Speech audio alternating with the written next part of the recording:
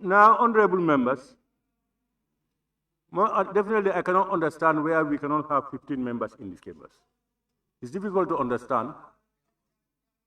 They are coming. We are not talking about they are coming. They should be here. What we are saying is they should be here.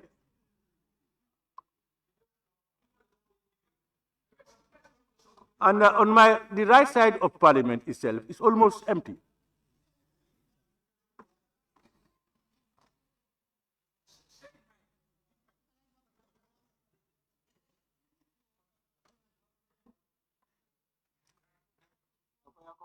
Hmm?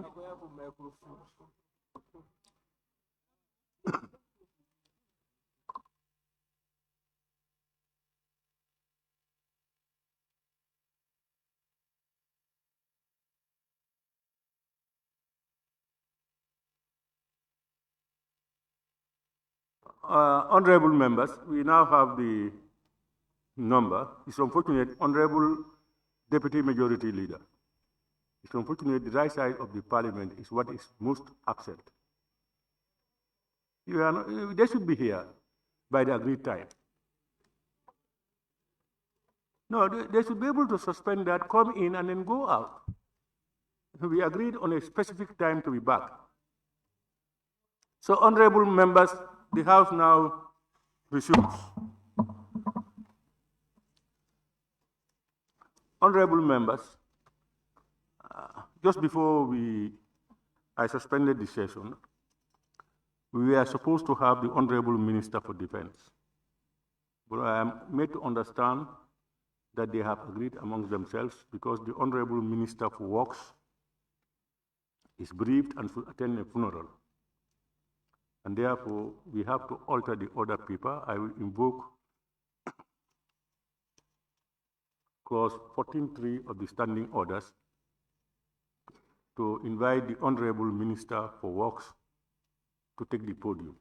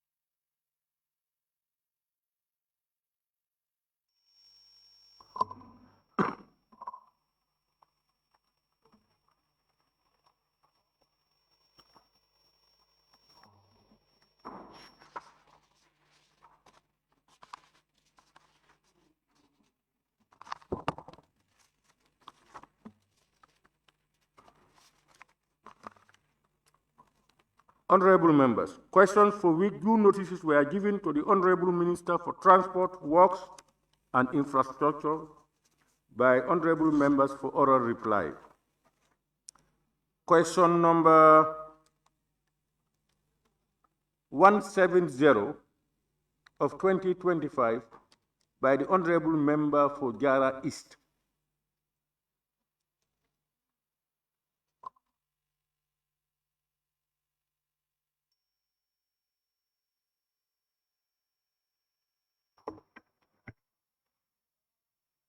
Honorable Speaker.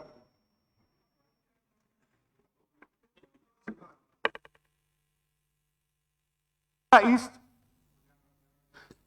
Oh, okay. He is designated Jara West to read the question on his behalf. Okay, Honorable Member for Jara West. Thank you very much, Honorable Speaker. Honorable Speaker, sometime mid last year, I had a meeting with some ministers, including the Honorable Minister for Transport, Works and Infrastructure, regarding development areas, including the roads from Wellingraba, Bureng, Sutukung, via Dasilame, and the road from Sinchunjengudi, Jababa, Nyawurlung, via Dasilame, with the Honorable Minister for Transport, Works and Infrastructure inform this August Assembly if his ministry has any plan to construct these two said roads before the end of this year. Thank you. Thank you, Honorable Speaker. The aforementioned roads in the Jara East constituency are part of a list of 312 kilometers of roads that have been earmarked for construction through a pre-finance scheme, the tender process of which will be launched very soon.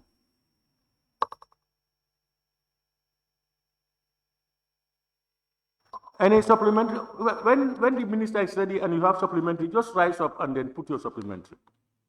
Honorable Minister, can I ask very soon when? Well, the documentation is completed. What we need to do now is to do some in-house work, and then we will advertise it in the papers. No further supplementary. Thank you.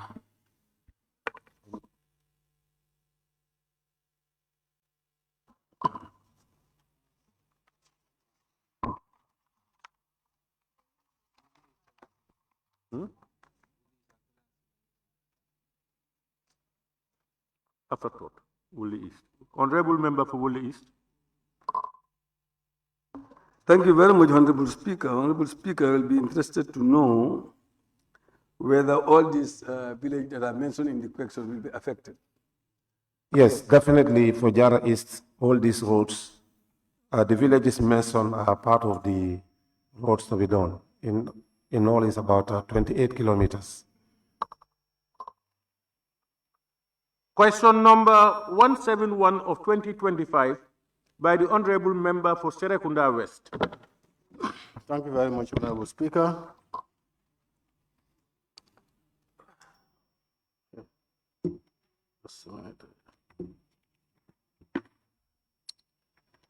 Honorable Speaker, could the Honorable Minister for Transport, Works and Infrastructure provide an update to this August Assembly on the Promise Road construction linking Basse and Damvakunda in the Tumana constituency, and the type of roads to be constructed is the one earlier recommended by the consultant?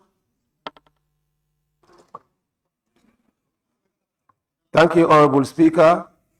The design for the road linking Basse and Damfakunda in Tumana constituency is in two folds.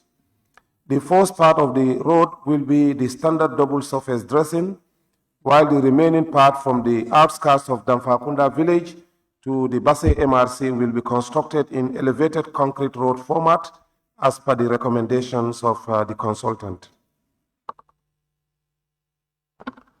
Honorable Speaker, Honorable Minister, what is the duration of this project for completion? The duration of the entire project for Lot 1, which is about 59 kilometers to 60 kilometers of roads in the URR, is 3 years, 6 months to 4 years. We are within the schedule.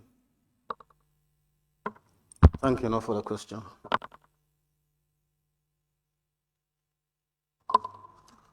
Question number 172 of 2025 by the Honorable Member for Jokadu.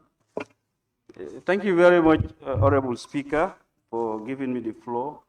Honorable Speaker, could the Honorable Minister for Works, the Transport, Works and Infrastructure inform this August Assembly if his ministry is aware of the serious dilapidated roads network within the Jokadu constituency?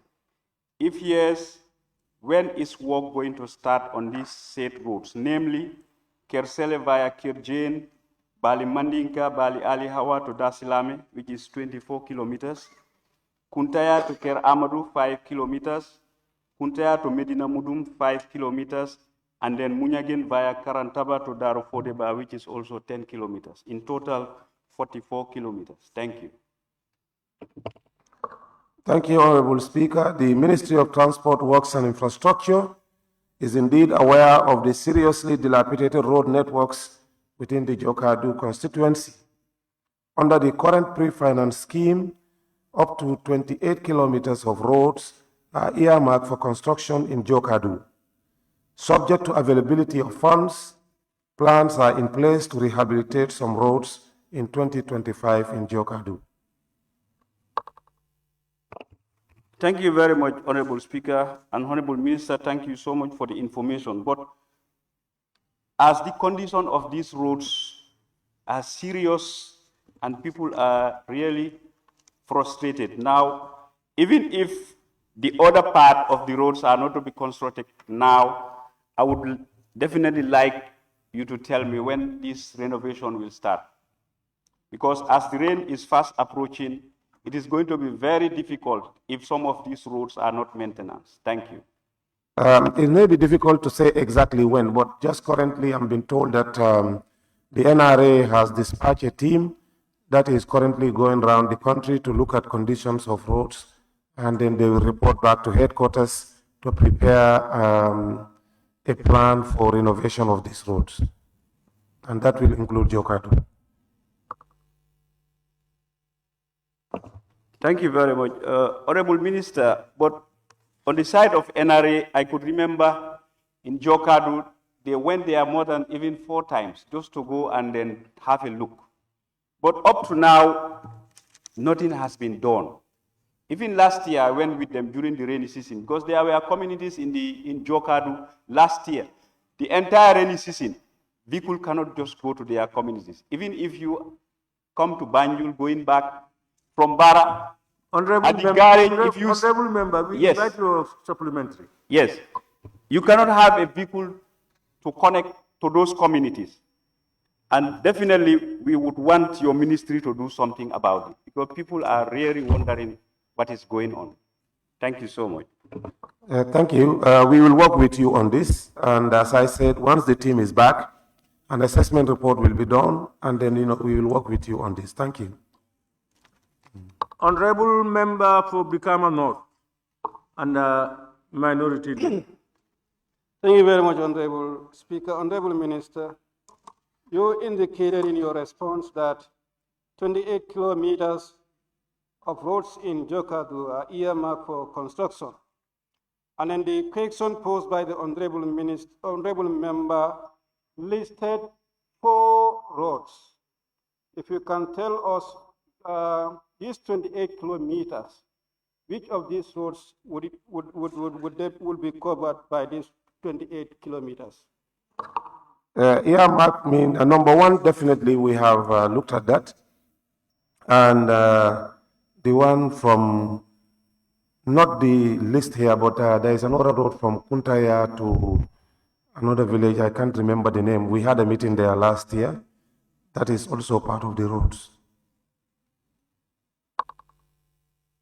I have the list on my phone, but it's not with me here. All right. Honorable member for Latrikunda Sabigi. Thank you very much, Honorable Speaker. Honorable Minister, let's have in records where the Honorable Member mentioned dilapidated roads. Were these roads constructed before and they got dilapidated through process of time, or they were never constructed before? Some of them are existing feeder roads that are badly dilapidated, and some were done on the various projects under the Ministry of Agriculture years back, and some were UNOPS projects. So mainly the problems are those ones that we had culverts, and those culverts have already started caving in. So the assessment team will go in and then provide a report for quick intervention. Honorable member for Joshua constituency. Thank you very much, Honorable Speaker. Honorable Minister, I know you agree with me that the NAM has been crying for many years with regards to these roads. And currently the situation that he already explained is not motorable. Are there any short-term plans for these roads so that at least they can be accessible during this rainy season? Yes, the short-term plans are basically to be given to us by the team that has gone to the rural areas to gather the reports and the conditions of these roads. Definitely, we have earmarked Jokadu as one of those critical areas in need of this type of maintenance works. Honorable member for Nyaniga. Yeah, thank you very much, Honorable Speaker. Honorable Speakers, Honorable Minister, I think this road that the honorable member mentioned here, Kersele via Kerjane, Bati Ali to Dasilami. This passes via Kisimaja, where we have one of the recently built health centers. My concern is that health center. How can we have easy access to that health center during these rainy seasons? Is there any temporary plan? Because accessibility to that facility is a problem. Even for us, when we went for tour, our costa for us to access there, even during the rainy season, was a problem, honestly. Honorable Speaker, as I said, the assessment team is already in the rural areas collecting the information and the data. We will prioritize some of these areas that have facilities like hospitals or health centers, schools, and markets. Honorable member for Woolly East.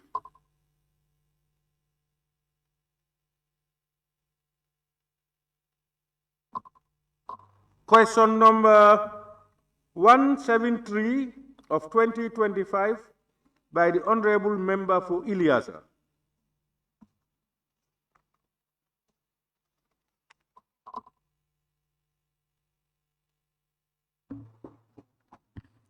Honorable Speaker. No, he authorized me to read it on his behalf. Honorable Member for Ileasa?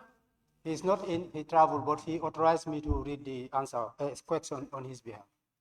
But you know, these authorities cannot just be between you and him. I hope the office. Yeah.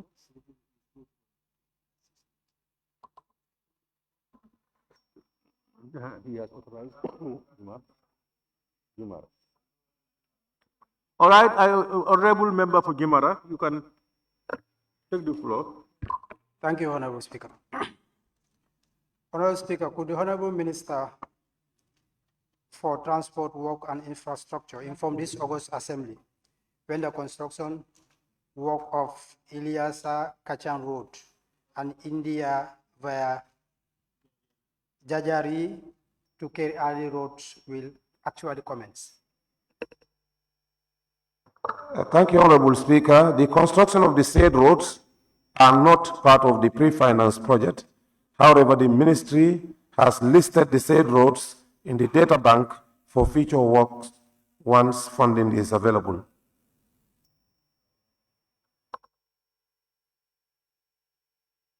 Honorable Member, any supply? No. Question number 174 of 2025 by the Honorable Member for Ileasa again.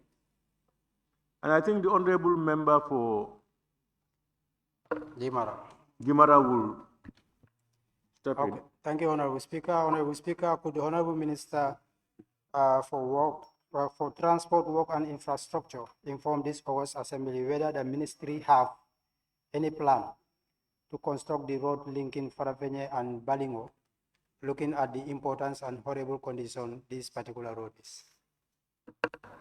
Thank you, Honorable Speaker. The road linking Farafenye and Balingo in the Ileasa constituency is part of the list of roads to be constructed under the pre-finance project.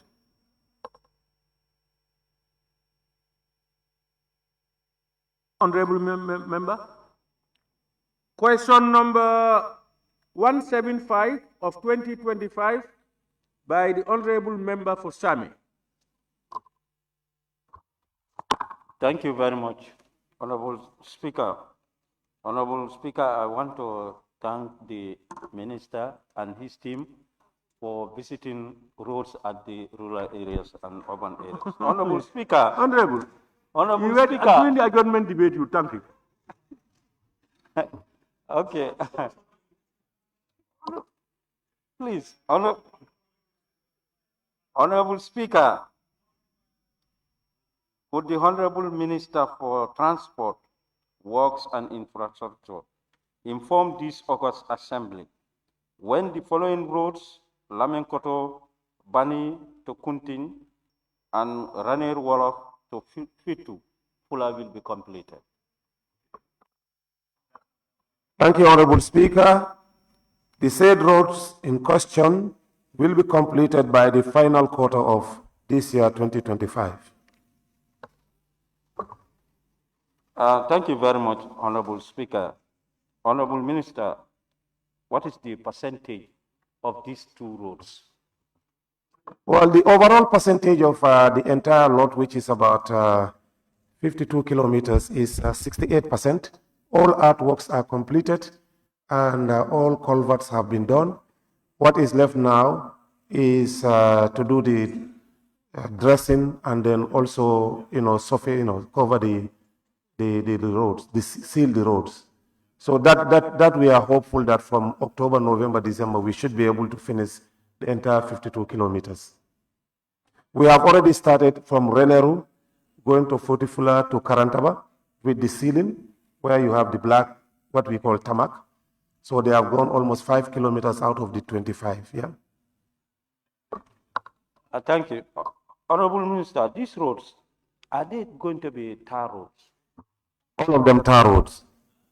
All of them 100% tar roads. Honorable question number 176 of 2025 by the Honorable Member for Lower Nyomi.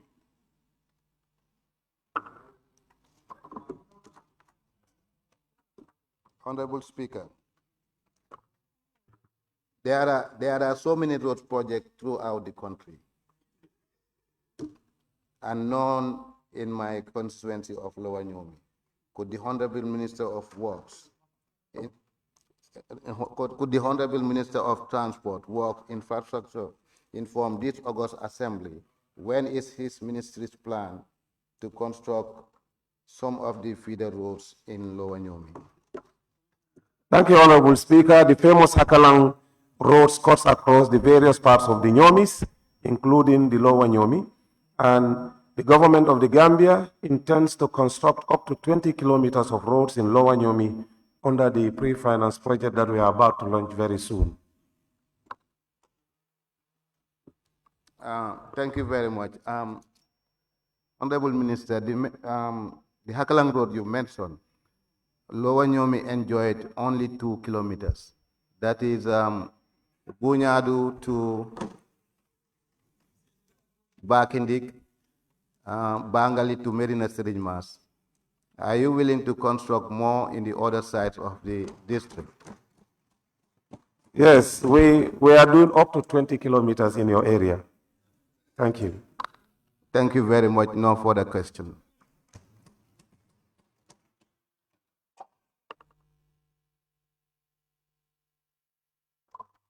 Honorable Member for Central Badibu. Thank you very much. Honorable Minister, this 20 kilo that you're talking about in Lower Nyomi, will it touch from Kanuma to Jinak Island, or Jinak Tenda?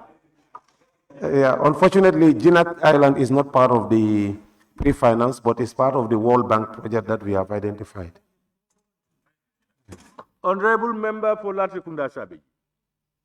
Thank you very much, Honorable Speaker. Honorable Minister, you said a pre-finance process. Can you take us through this process? Are they outsourced to different persons who can pre-finance this road construction, or a competitive national bidding process was launched? We are coming to do the competitive national bidding process based on a nationally determined criteria that is put in place, which includes the capacity of the pre-financier and also considering the Ministry of Finance's condition that roads have to be completed first and then payments can begin. Question number 177 of 2025 by the Honorable Member for Kiang East. I understand Kiang West is to step in for the Honorable Member for Kiang East.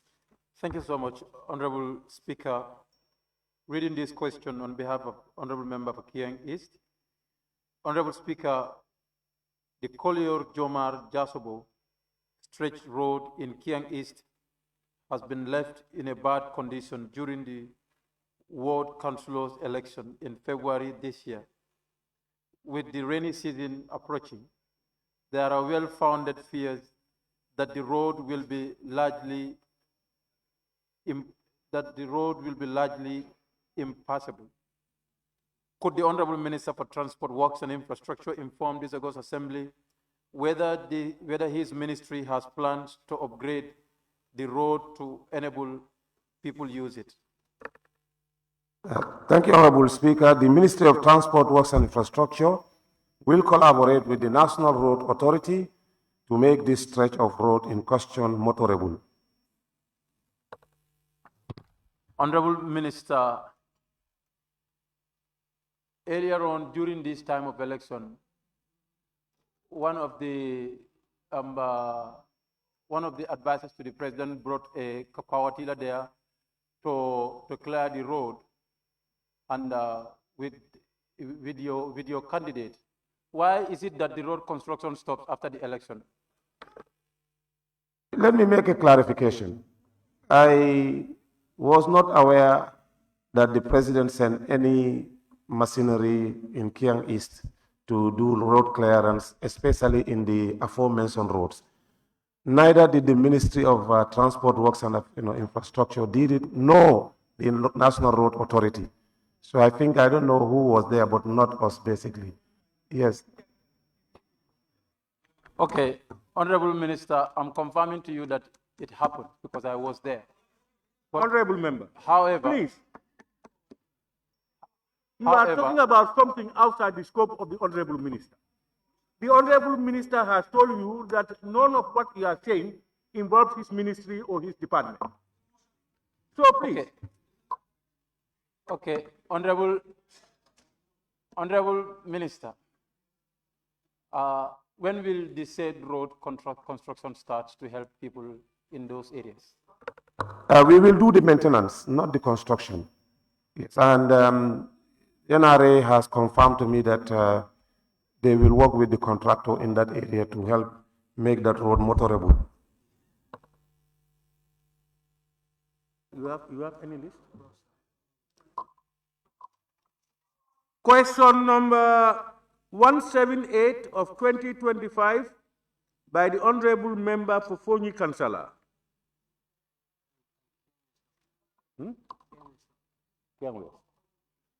I am made to understand by table office that he has authorized the Honorable Member for Kiang West to read the question on his behalf. We are neighbors. Honorable Speaker, thank you very much. On behalf of Honorable Member for Fonyi Kansala, Honorable Speaker, could the Honorable Minister for Transport, Works and Infrastructure inform this August Assembly if there are plans to repair the box culvert in Sangajor village, which is already causing damage to the main Trans-Gambia highway? Thank you, Honorable Speaker. The said box culvert in Sangajor village in Fonyi Kansala constituency will be inspected, and the necessary repairs of works will be done by the National Road Authority team in the Lower River region. When will the inspection start? Already they are on their way to the rural area, and the team, our rural team in Mansakonko, actually have been contacted this morning, and they promise that they'll be there before the weekend to look at the condition and then report on the works that are needed. No further question.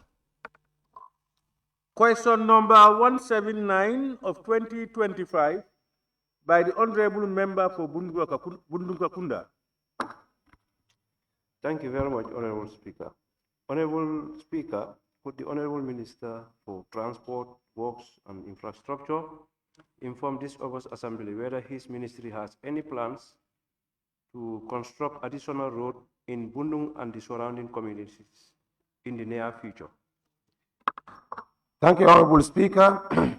Under the current pre-finance project being designed, the government has identified the road stretch from Sukuta Primary School through Bundum Bohol to Nusrat Johnson on the Talinding Highway, cutting through to the Talinding Cemetery to the stream.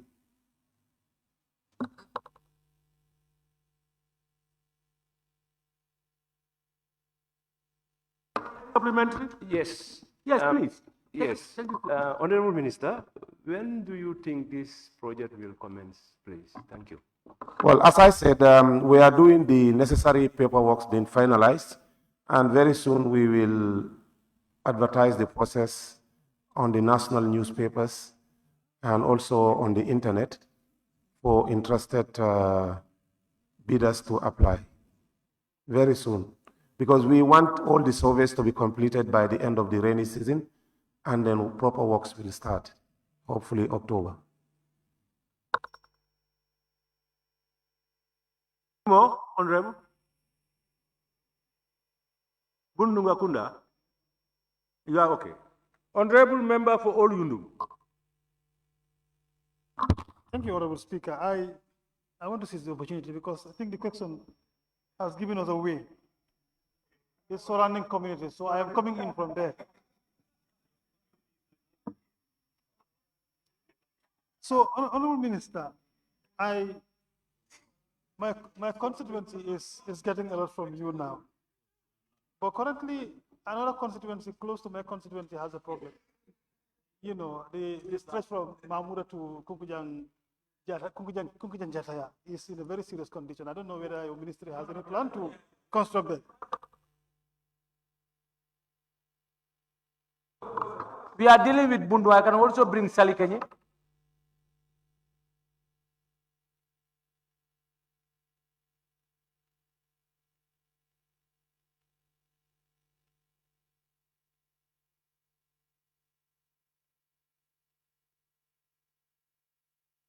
But he's talking about what? We are talking about Bundu. He never mentioned Bundung. He said Bundung, his constituency, and communities around. No, you are not to interpret it for me. No, it's not seeing, it's hearing. Even if I cannot see, I've heard it. My friend, the question originates from Bundung. But the surrounding communities can go to Talinding. You see the minister's response. He started from Sukuta to Bundung to Talinding to the riverside. Is our immediate neighbor. Honorable Speaker, point of order. Because your constituency is in another region. Member for Serekunda, you said a point of order. Yes. Am I right?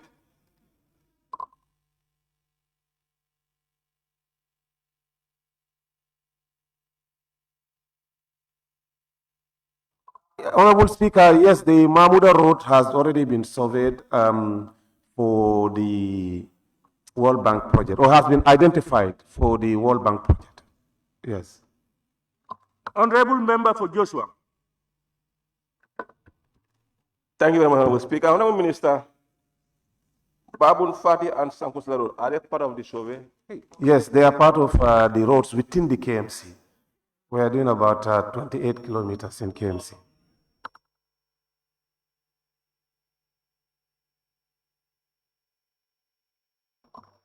Honorable Member for Sani Menterek.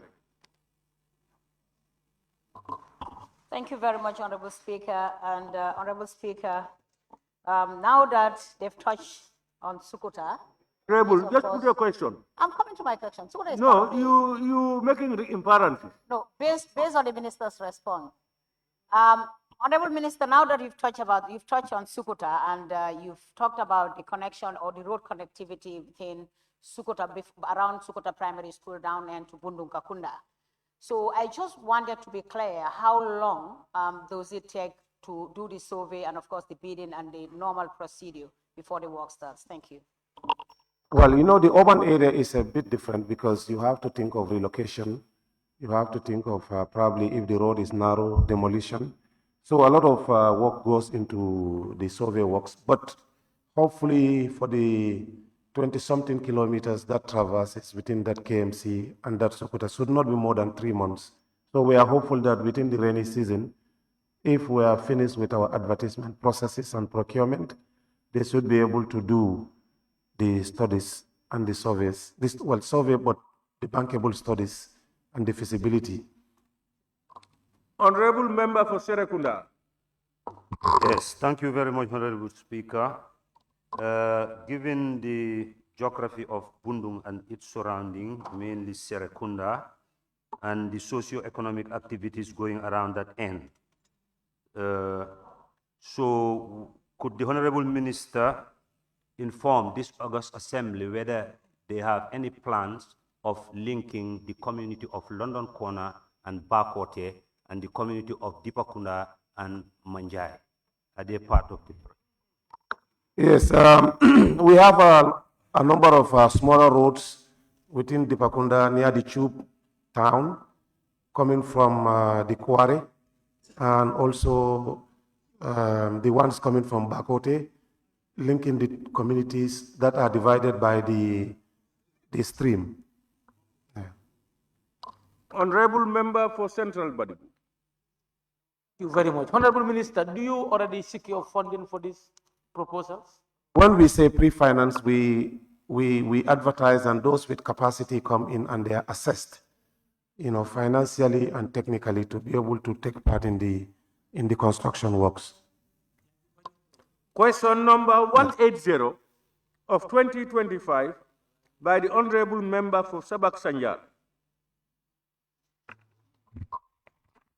Thank you very much, Honorable Speaker. Honorable Speaker, the Gambia Maritime Administration has reportedly outsourced the registration of vessels to a company called MDIR in Cyprus, which has raised concerns about transparency and implications for the country's maritime sector.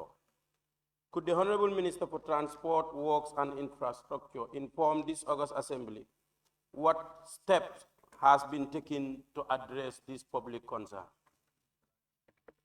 Thank you, Honorable Speaker. The Ministry of Transport, Works and Infrastructure, in addition to seeking legal advice from the Ministry of Justice on the contract proper between the Gambia Maritime Administration and the MDIR of Cyprus, had also instructed the board of the GMA to institute a fact-finding on issues surrounding the said contract. I'm happy to report that the board subcommittee has submitted its detailed findings, which is currently under legal review by the Ministry of Justice, and a report is expected shortly.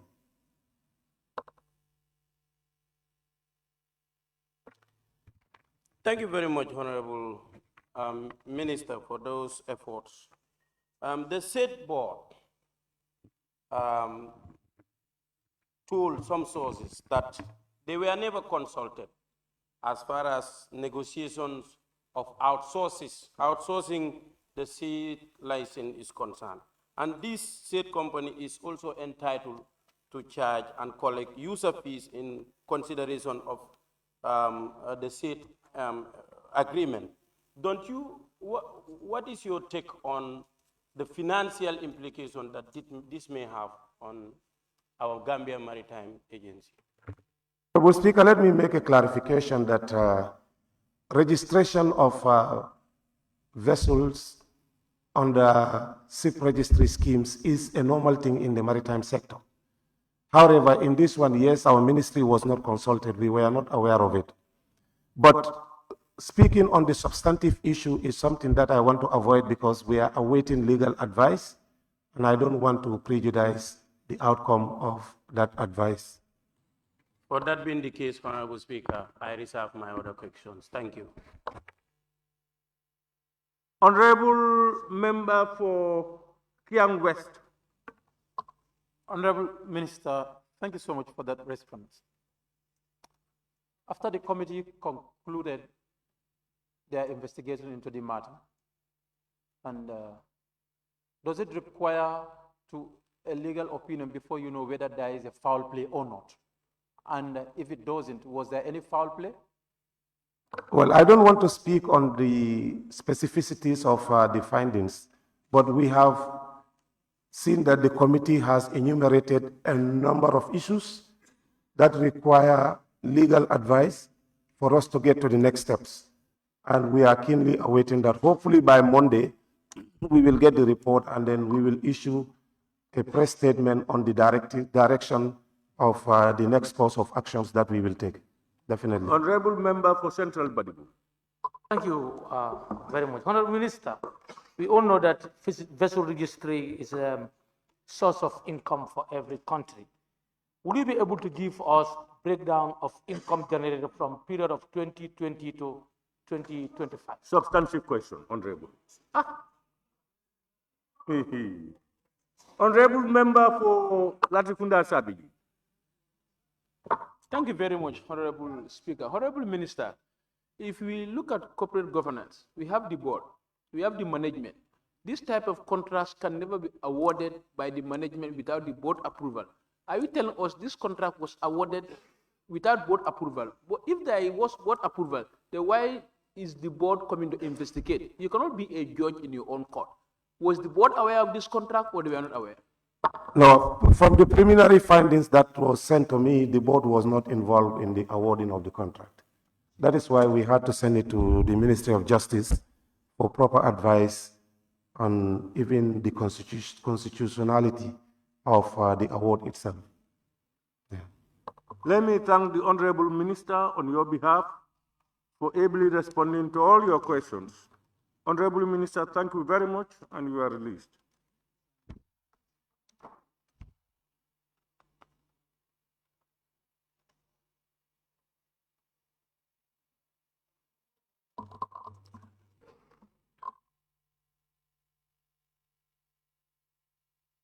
May we proceed? Thank you. Questions for oral answers. The Honorable Minister for Defense. Honorable members, may I now invite the Honorable Minister for Defense to take the podium.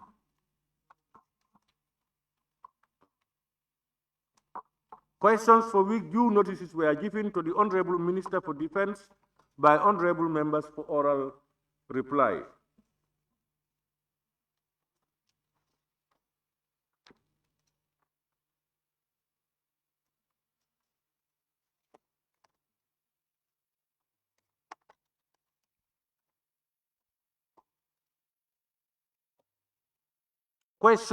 Question number 200 of 2025 by the Honorable Member for Fonyi Jarol.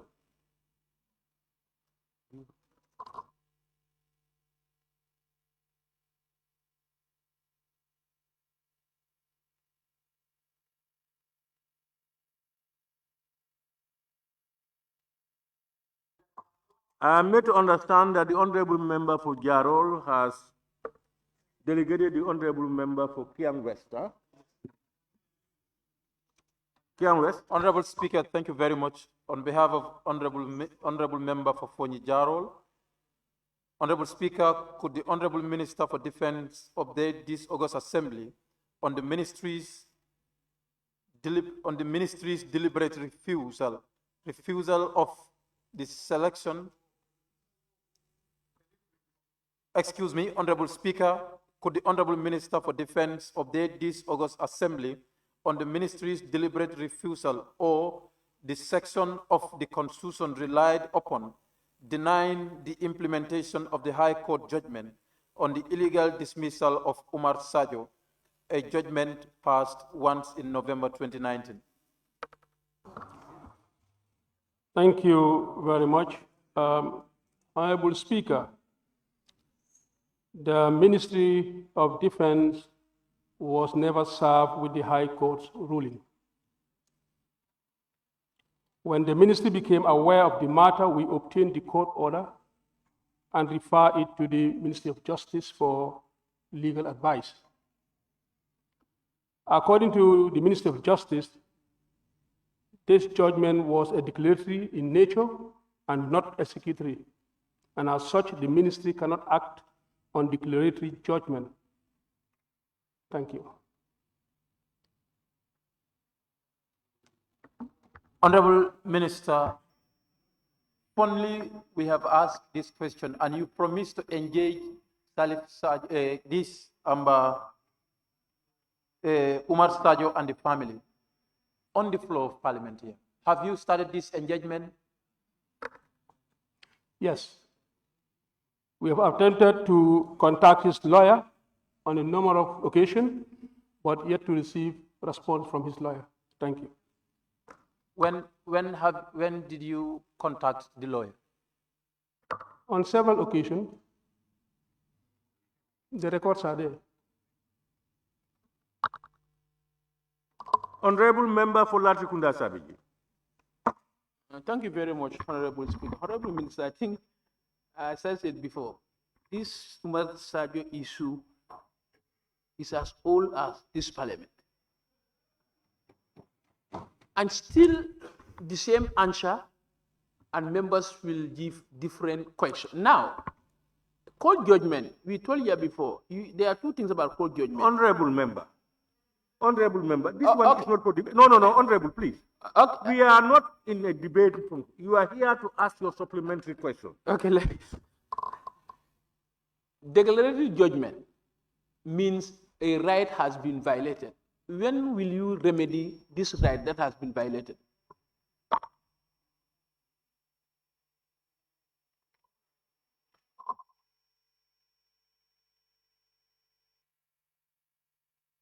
What is the question?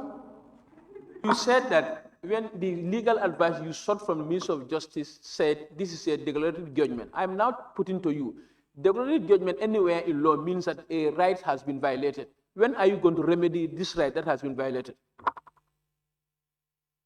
Thank you. These are legal terminologies. And then, as nature of declaratory, according to the legal opinion, is not enforceable. Or rather, it's a declaratory. Yes. Honorable Member, please. But does not when you were asking your question, any specific action. Honorable Minister, Honorable, please be patient. You were asking your question, the Honorable Minister was listening. So why don't you listen to him until he's ready? Please. A declaratory action or judgment states or clarifies that the legal status or rights or obligations, but does not order any specific action or enforcement. But an executory one asks for an enforcement.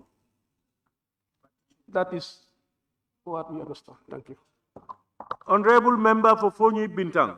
Thank you, Honorable Speaker. Honorable Minister, you said you were never served the judgment, meaning the ministry that you are heading. Now, why does it matter to you, or how do you become aware of it? Thank you. The matter was asked here by the Honorable Member for Fonyi Jarol, I think. Fonyi Councillor. Yes. And then the ministry requested for the court order from the armed forces. And when we got the court's ruling, it was now submitted to the to the Ministry of Justice for legal advice. That was how we were. Honorable Member for Joshua constituency. Thank you, Honorable Speaker, and thank you, Honorable Minister. Honorable Minister, I think this Omar Sayo issue has been taking long now. My question to you is, what plan do you have to bring this thing to an end? Well, the plan is engagement. We have tried numerous times to consult with his lawyer, but we are yet to receive response from the lawyer. Honorable Member for Brikama North.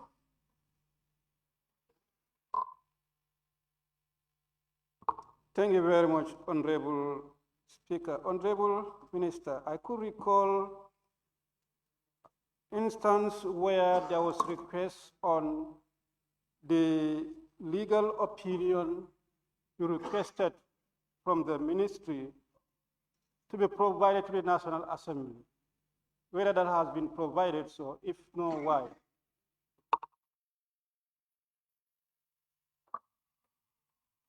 We have the legal opinion, but I am not quite sure whether that was submitted to the Assembly, but I will check with my ministry.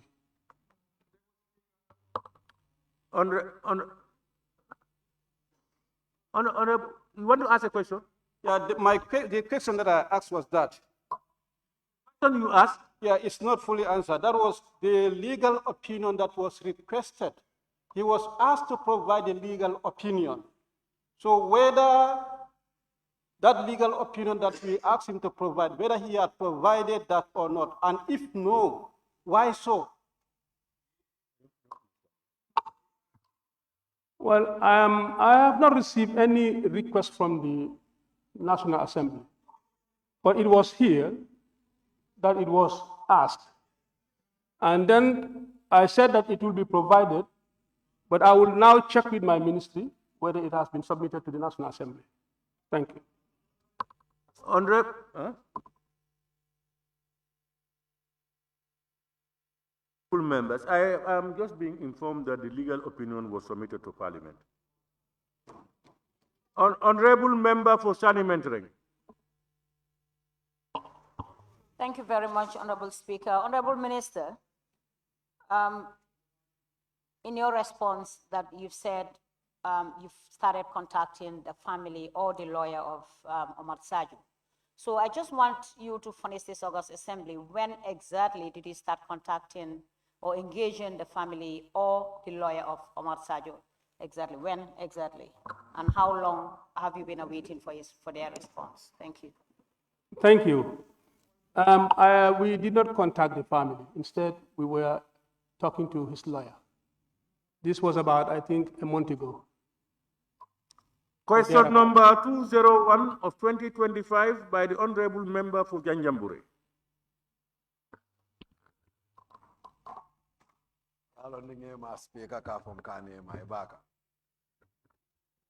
Thank you very much, Honorable Speaker. Honorable Speaker, the continuous presence of Senegalese soldiers is long overdue with significant scandals. Could the Honorable Minister for Defense inform this August Assembly about the material evidence of the agreement in between the Gambia and Senegal? Update the Assembly on their stay with departure timeline. Thank you. Thank you. Honorable Speaker, it appears that the honorable member may not be fully informed regarding the presence of the Senegalese troops currently in the Gambia. These troops are part of the economic forces here under the status of mission agreement established between the Gambia and ECOWAS, alongside other contributing forces from Ghana and Nigeria, comprising military components, foreign police component, and civilian components. As for the Gambia and Senegal, on the other hand, we have a cooperation agreement on defense and security, signed in 2017. This agreement entirely is separate from the economic deployment in this country. Both agreements are available and can be submitted if requested. Regarding the scandal mentioned by the honorable member, I am only aware of one incident involving 2 Senegalese gendarmerie officers who committed theft at the presidency, and disciplinary measures were taken by the Senegalese authorities, resulting to the officers' dismissals. As for the specific timeline concerning their continued presence and departure deadline, I am unable to provide this information at this time. Thank you. Thank you very much, Honorable Minister. I am not really out of touch. Sir? I'm not really out of touch, as you have alluded in your response. I can vividly recall you one time updated this parliament that there were 2 agreements, the economic and the Senegalese. This is why deliberately I didn't ask for economic. Strictly or specifically, I asked for the Senegalese agreement. Since you said it's available, can you provide us with a copy of this agreement? Thank you. I did not mention any agreement concerning Senegalese agreement. I have not said that kind of agreement. I said that there is a status of mission agreement. I am not referring to any agreement regarding Senegalese. Just let's clarify this, Honorable Minister, please. In your response, you said there was an agreement signed, a defense agreement signed in between the Gambia and Senegal back in 2017. Since you said that was available, I am requesting if you can provide this August Assembly with that agreement? If so, I will submit it. Thank you. Honorable Speaker, Honorable Minister, in your response, you talked about the only scandal you were aware of, that was at State House, and you said there were disciplinary measures taken by the Senegalese government. Can you also provide an update to this August Assembly? What specific disciplinary actions were taken against those military officers? Well, they were dismissed by the Senegalese authorities. That's it.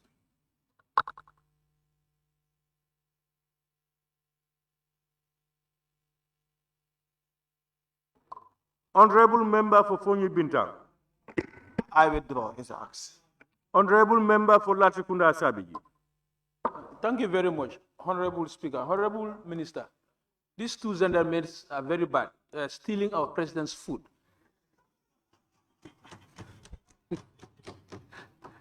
Now, when they stole these foods, they must have transacted within the Gambia, and it is against the law if you knowingly buy. I told you, don't be giving. Now, how about the businessmen who bought these stolen items from these two gendarmes? What's the fate of those businessmen? That's also against the law if you transact in stolen items. I have no knowledge about the investigation report, neither those who are involved in these activities. Honorable Member for Central Body. Thank you very much. Honorable Minister, this agreement between Senegal and Gambia lead to the coming of Senegalese troops into the Gambia. Do you have a strategic plan in place to ensure that they now leave our country since we are at peace? Honorable Speaker, like I have indicated, we have a defense cooperation agreement with Senegal. It has nothing to do with the Senegalese forces in this country. It's completely different. Honorable Member for Kantora. Honorable Speaker, for giving me the floor. Honorable Speaker, I want the Minister to clarify. Yes, we have a defense agreement with. I want to ask the Honorable Minister, the defense agreement that he's talking about, is it the hot pursuit agreement between the Gambia and Senegal? Thank you.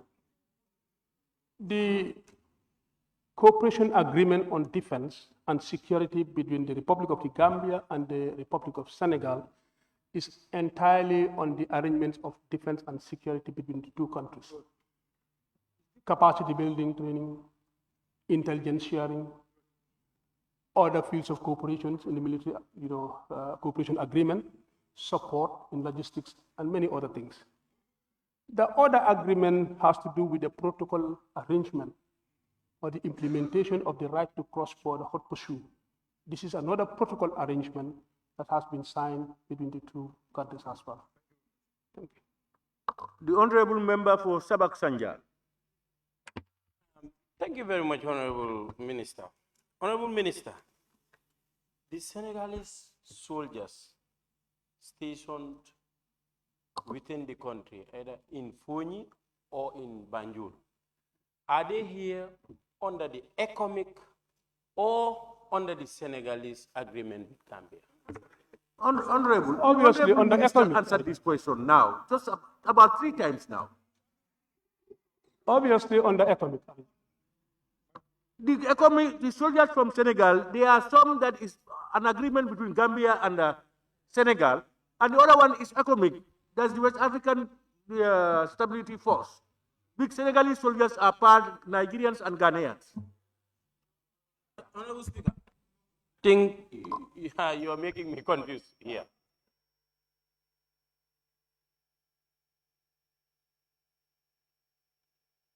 I don't think my question has been answered here. Please listen to the question very well.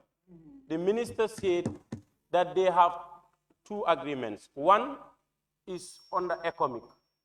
Is the ECOMIC agreement that brought soldiers from different countries. And the other one is an agreement that they have with Senegal. The presence of soldiers from Senegal in the Gambia is under the economic or is it under the Senegalese agreement with Gambia? You are not the one. Anyway, Honorable Minister, please. No.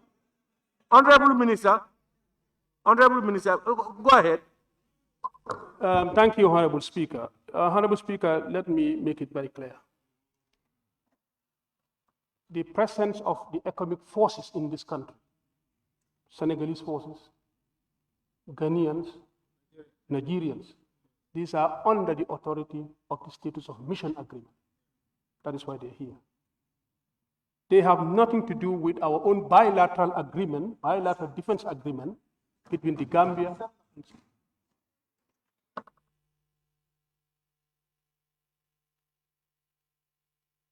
Question number 202 of 2025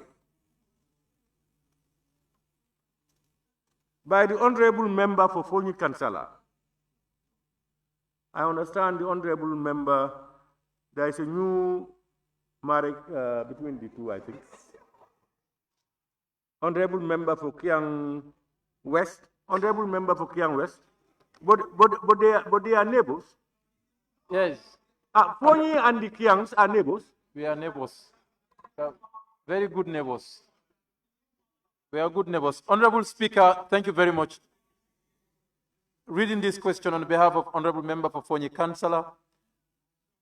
Honorable Speaker, could the Honorable Minister for Defense update this August Assembly on the ongoing investigation for more than 1 year, 6 months on the alleged theft at the 4th Infantry Battalion, which occurred on the 28th of September 2023 in the residence of the former President Yahya AJJ Jammeh in Kaninlai, resulting to the loss of 1 big mattress, 9 medium-sized TV screen, 2 washing machines, 3 deep freezers, 10 dining chairs, and all VIP suites.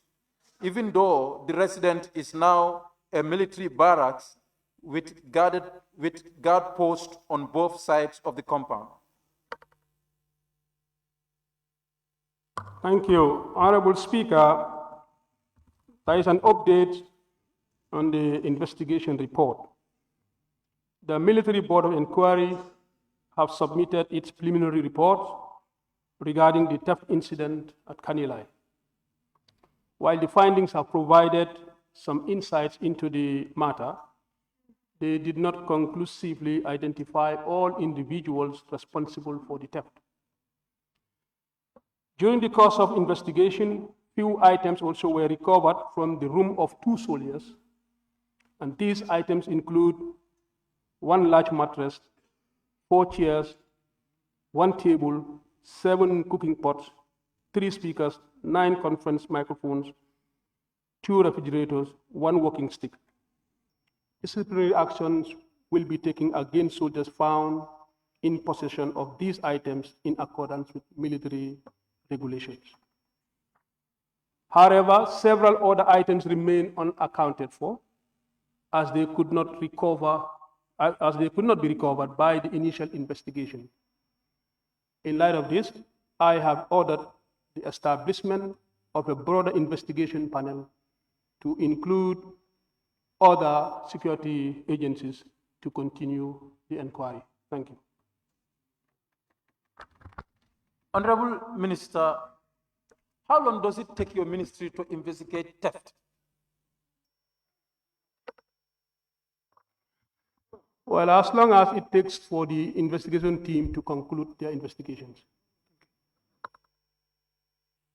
Honorable Minister, how was this resident intruded, since all the sides of the resident is guarded by soldiers? How was this place intruded until these materials were stolen? Let me make some clarifications also. The theft did not occur in the immediate premises of the president. It was in the other apartments in the garden, we call 4 houses. They were not within the residential premises of the president. So the investigation panel also were able to get information from the alcalde of the village and also members of the community, because during the time when they were doing setsetal also, they found other items that were scattered, around the vicinity as well. So it's not happening right in the residence, but also outside in the garden where you have some other residences. We call them 4 houses. Thank you. Honorable Member for Janjambure. Honorable Minister, in your response, you said you have instituted a broader investigative panel. How long was this panel constituted? Thank you. This panel was constituted by the Office of the CDS. After receiving this preliminary report, I have now asked that a broader investigation panel be constituted to continue the inquiry. Thank you. Honorable Member for Fonyi Bintang. Honorable Minister, how long will the investigation last?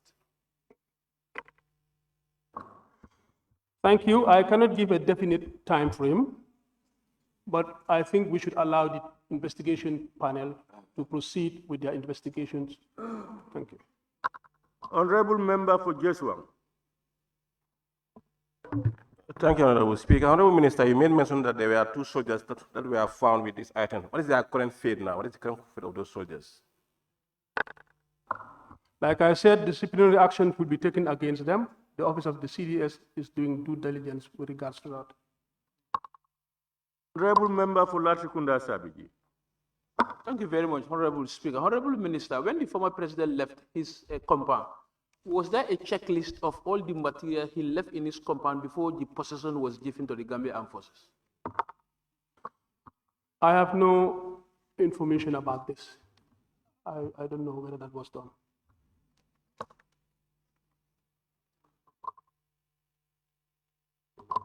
Question number 203 of 2025 by the Honorable Member for Bunuka Kunda. Thank you very much, Honorable Speaker. Honorable Speaker, could the Honorable Minister for Defense inform this August Assembly whether his ministry has any plans to improve the current living condition of soldiers' bachelor's quarters in Yundum Barracks, which is reportedly in a dilapidated state? Thank you, Honorable Speaker. I want to thank the Honorable Member. Yes, the Ministry of Defense is indeed aware of the current conditions of soldiers' quarters at Yundum camp and also other military camps as well.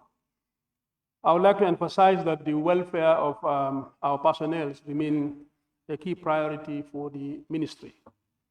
However, such infrastructure projects are capital intensive and require substantial financial resources. Government allocated funding for the construction of a new accommodation for soldiers at 2 Infantry Battalion, which is Farafenye, and we are also grateful for the support of the National Assembly in that regard. Once the project is completed, we intend to shift our focus to Yundum and other camps. The Ministry's plan includes constructing new quarters and also carrying out phased renovation of existing buildings depending on the availability of funds. And also the continued support of the National Assembly is highly solicited. Thank you. Yes, thank you very much, Honorable Speaker. Okay, currently looking at the current stage of the status of the building, I don't know whether you have any short-term plans to at least try to rehabilitate the space, because I understand currently there are some soldiers who are living there and the place is very open. So whether you have any short-term plan to improve the status of the building. Hence, already is an existing building. Before you go and invest into a new building, why not this one that is currently there, just to maintenance and repair? Really, thank you, Honorable Member. Of course, Ministry and the Gambia Armed Forces were also conducting minor renovation, and repairs with regards to those structures. But like I said, these infrastructure, projects are capital intensive and they require, a lot of funding resources as well. I think once funds are available, we will do a massive renovation and also the construction of new quarters as well. Thank you. Honorable Member for Kiang West. Honorable Minister, not long ago, I've also visited the said barracks, that is Yundum Barracks. And the condition of the house he's talking about is definitely so deplorable. So what are some of the very, very short-term measures to help the soldiers who are resident in those barracks? Because the condition is really unbearable. Honorable, that's just the question the Honorable Member for Bunuakunda asked. But he and the Honorable Minister responded. The same question. No, it was not answered. It's the same question. He answered it. No, the answer, I'm asking for the short-term plan. He said he didn't Honorable, answer. you have not listened that. The man said that's their intention. They are also certain other ones, but if they have the funds, they will do it. Meaning funds are the problems, and if you allocate funds, they will do it. He said it in We're asking for short-term plan, not for waiting for fund to come. But this is the question. What short-term plan if there are no money? Honorable. Honorable Member for Sanimentary. Again, thank you very much, Honorable Speaker. Honorable Minister, you've talked about the welfare of soldiers. And as we all understand that food and food services is also part of the welfare of these soldiers. I just wanted to be clear of the status of the food and food services of this particular Honorable, that one is definitely out of the picture. We are talking about construction work on the buildings where they are located. You are now going into food and food services. Honorable Member for Kantora. Thank you very much, Honorable Speaker.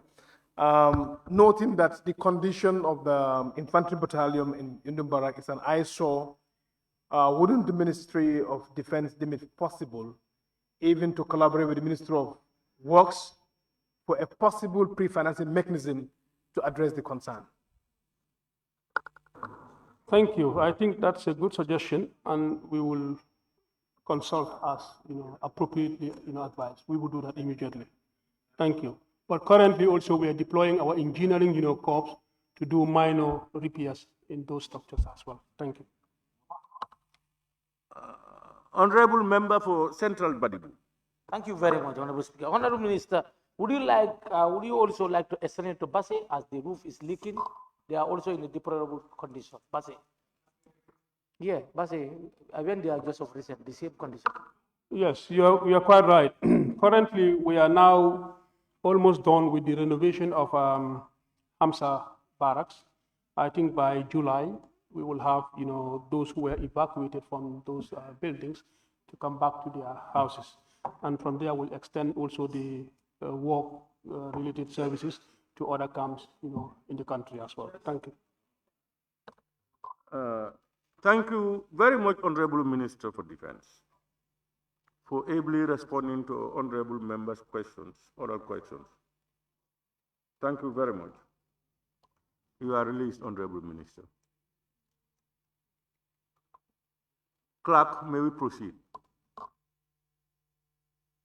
Thank you. Question for oral answers. The Honorable Minister for Petroleum and Energy.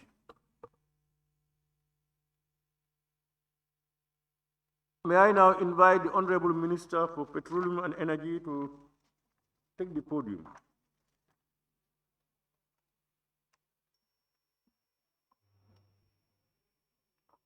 Honorable members, questions for which due notices were given to the Honorable Minister for Petroleum and Energy by honorable members for oral reply. Question number 146 of 2025 by the Honorable Member for Upper Salu. Thank you very much, Honorable Speaker. Honorable Speaker, the Gambia government has issued licenses to various companies for oil exploration for several years now. Could the Honorable Minister for Petroleum and Energy provide this August Assembly an update on the activities of each of these companies and revenues generated from them, and whether the terms and conditions of their license are adhered to.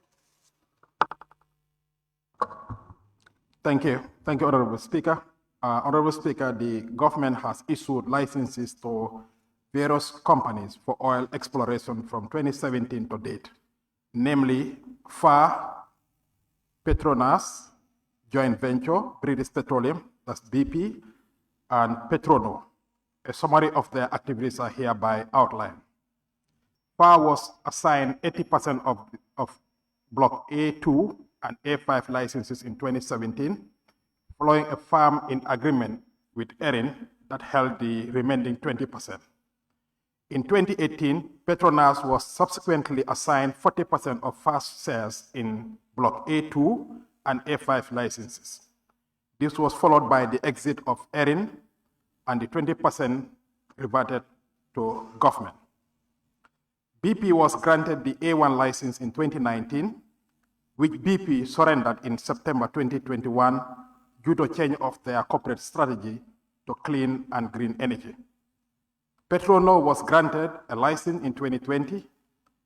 This was part of a settlement of the arbitration with African Petroleum, which restored the A4 license to Petrono, who took over African Petroleum. FAR and BP conducted geological, geophysical, geotechnical, and environmental studies. FAR and Petronas drilled 2 wells, as well as 2 wells as a fulfillment of their license obligations. BP, on the other hand, did not drill a well, but paid US dollars 30 million as compensation for not drilling a well. Petrono has conducted geological, geophysical studies fulfilling its license obligations, which excludes drilling of a well. Therefore, all these 3 companies complied with the terms and conditions of their licenses, including support to our communities as part of their corporate social responsibility. However, after failing to find oil in the Samo and Bambo wells in 2018 and 2021 respectively, both FAR and Petronas exited the A2 and A5 licenses.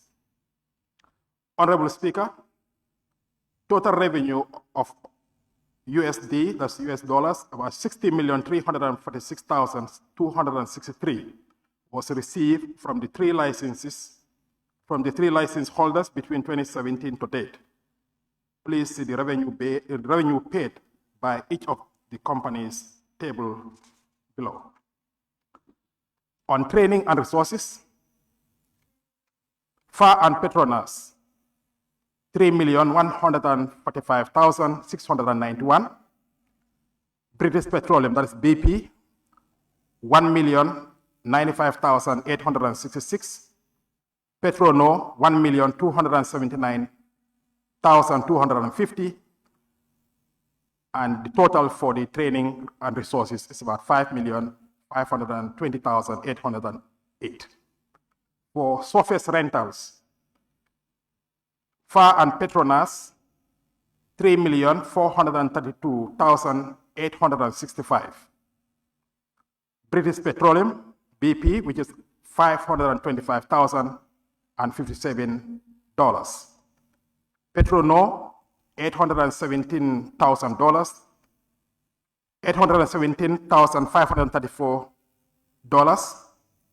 And the total of all the surface rental is $4,775,456. Signature bonus, FAR and Petronas, $5 million. British Petroleum, $10,100,000. Petrono, $4,500,000.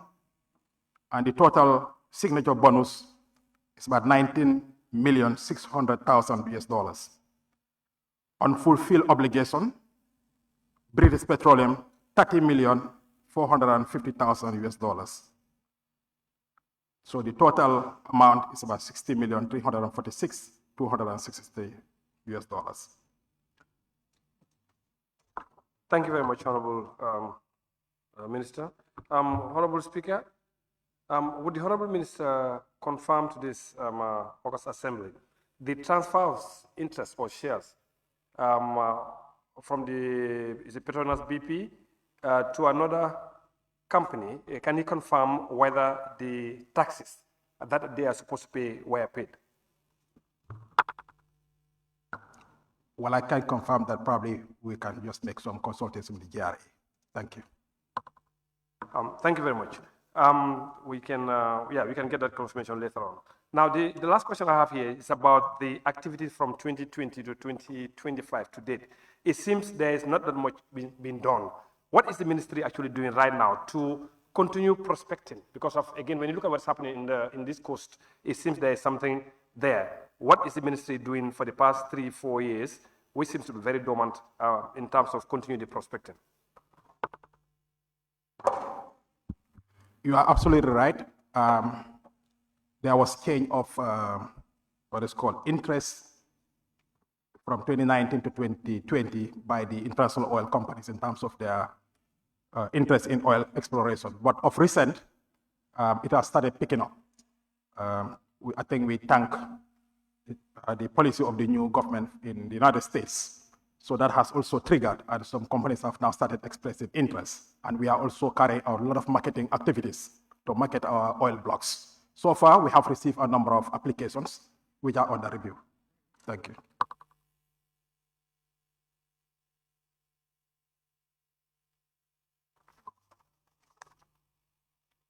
Honorable Member for Latrikunda Sabiji.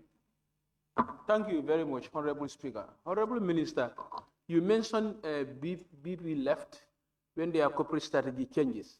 And part of their contract was to reprocess the 2D and 3D seismic data and environmental impact assessment. Have they done any of these activities before exit, or they don't do any part of their license requirement before their exit? Nothing was done by them at all.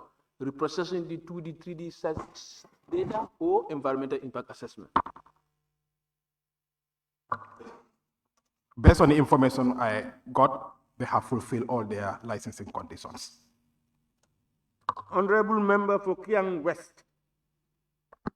Honorable Minister, can you confirm to this August Assembly all these exploration activities that have taken place with all those companies? No oil has been found on the territories of the Gambia? And the answer is yes, we have not discovered oil yet. Honorable Member for Woolly East. Yes, thank you very much, Honorable Speaker. Honorable Speaker, the minister said the 20% that was awarded to Erin reverted back to the government. Has the government awarded that 20% to any other company? Normally, this is with GNPC. GNPC act on behalf of Gambia government. GNPC acts on behalf of Gambia government in terms of these partnerships. So right now, they are holding 10% with Petroleum. Yeah. Central Honorable Member for Central Body. Thank you very much, Honorable Speaker. Honorable Minister, we knew the BP was out of the whole deal and a compensation was paid to this government. Now, which companies are currently drilling oil in the Gambia? Or the drilling is totally stopped or what? Right now, there is no drilling ongoing, but we have exploration activity ongoing. Yeah. Honorable Member for Kantora. Thank you very much, Honorable Speaker. The Minister also did inform the Zogo Assembly about the rise in interest of these entities trying to drill or explore oil here. Can the Minister of Petroleum inform this Assembly the prospects in terms of the ongoing exploration? What are the prospects of the ongoing exercise in the Gambia in terms of oil availability? Well, generally, we are also within a basin, which is the MSGBC basin, which is the Gambia, Senegal, Guinea-Bissau, and Conakry basin. All of us have huge potential when it comes to oil, hydrocarbons. So yes, there's a lot of interest right now for these countries, and therefore international oil companies have started expressing interest, not only for the Gambia, but for countries that are within this basin. So, of course, we are hopeful that one day we might also discover oil. Thank you. Honorable question number 147 of 2025 by the Honorable Member for Jara East.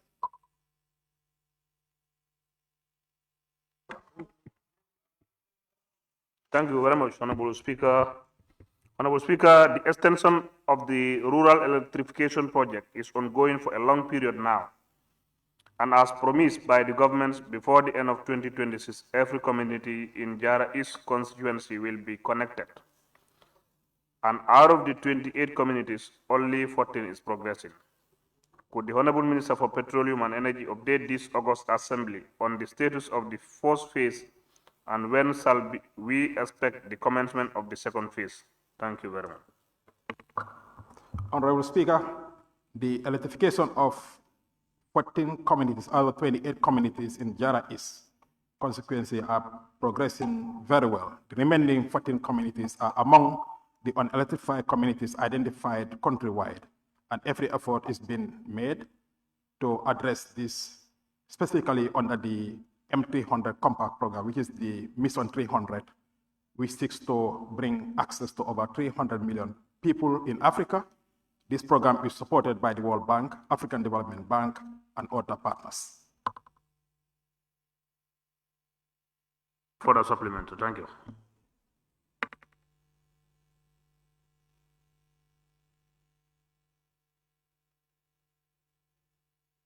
Honorable Member for Upper Salum. Yes, thank you very much, Honorable Speaker. Now, I just wanted to confirm with the Minister also, upon the completion of this first phase, the second phase, whether the, Nyanija, particularly Sarijanka, would be covered.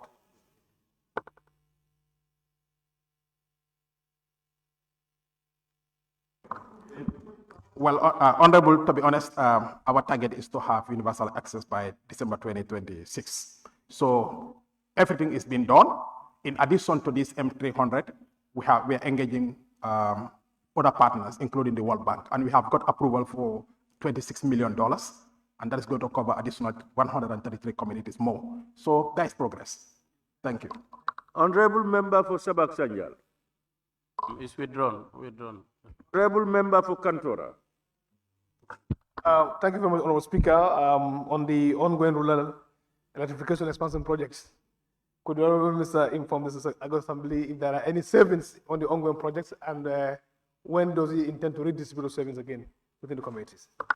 Thank you. Honorable Speaker, the only thing I regretted, why we didn't load our 2025 budget with access, funds for the Assembly to approve. But the rest assured, you are just talking about a few communities, 3 or 4 that are left out in your communities. So with rest assured, we will do something about it. Thank you. Honorable Member for Sani Mentreng.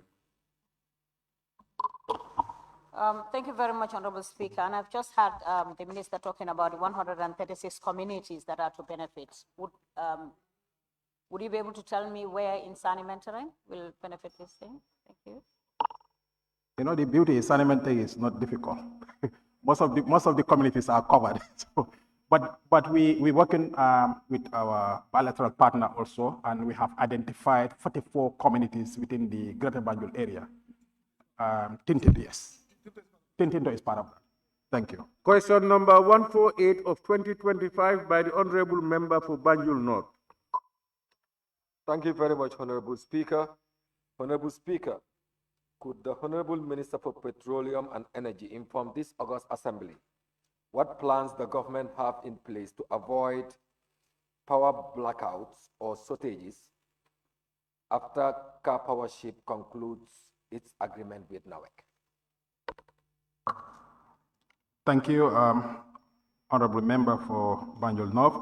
Honorable Speaker, as you may be aware, the contract with Car Power was on emergency basis, which was extended beyond the initial 2 years out of necessity. However, the contract was not renewed after it ended on May 2nd, 2025. Actions taken to minimize blackouts now that the contract has ended included restoration of lost generation capacity, enabling Nawek to generate internally above 50 megawatts. Commissioning of the Jambu solar plant, commissioning of the 225 kilovolts transmission line with the National Control Center, the Associated Transmission and Distribution Network Reinforcement Program. Nawek can as well receive in excess of about 200 megawatts from the sub-region, notably from Senegal and Guinea.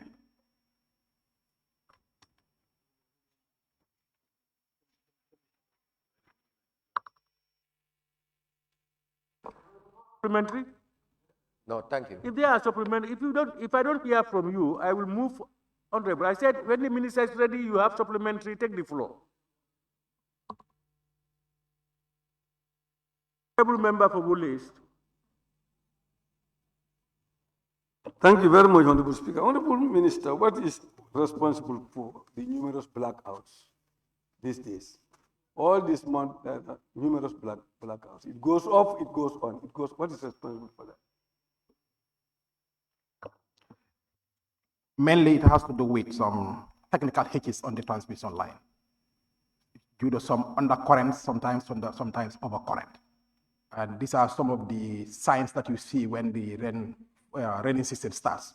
Normally, at the onset of every rainy season, because of the challenges that we still have with some of our old network, the robustness isn't there. So sometimes you feel some of these challenges at the beginning of the rainy season.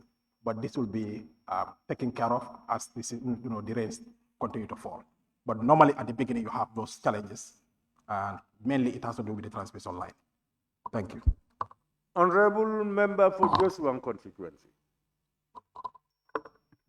Thank you, Speaker. Honorable Minister, after the termination of car power's contract, do you have any option to replace car power to cover the gap that they were covering? Well, I think I have responded to the main question. Probably I'll just repeat that Nawek is working on recovering some of the lost generation, some of the sets that they own back into operations. And in addition, we have the 23 megawatt solar plant that is also in operation. In addition, we have also just received bids for 50 megawatts of solar plant that we intend to install in Jarasoma. So that evaluation is going to commence on Monday. So by and large, for now, with or without car power, currently we are comfortable with what we have. Thank you. Honorable member for Kantora. Yes, Honorable Speaker, thank you very much. In line with the erratic nature of this power supply, could the Honorable Minister deem it fit to assess the Greater Banjul area as Jabang currently, after 17 hours, they are in blackout since yesterday 7 o'clock till this morning 12 p.m. So as a result, wouldn't it be prudent for the ministry to really conduct a whole assessment of the infrastructural connection within the Greater Banjul area to avoid such? Well, I think it's a peculiar thing. For 17 hours is too long. It's too long. I'm not even aware of this. Yeah. So, but we'll contact Nawek and to know exactly what happened. But I don't think it is a general problem as such. So it's a technical. I'm sure it has to do with a technical problem. But we will have to contact Nawek to get the details. Question number 149 of 2025 by the Honorable Member for Jokadu. Okay.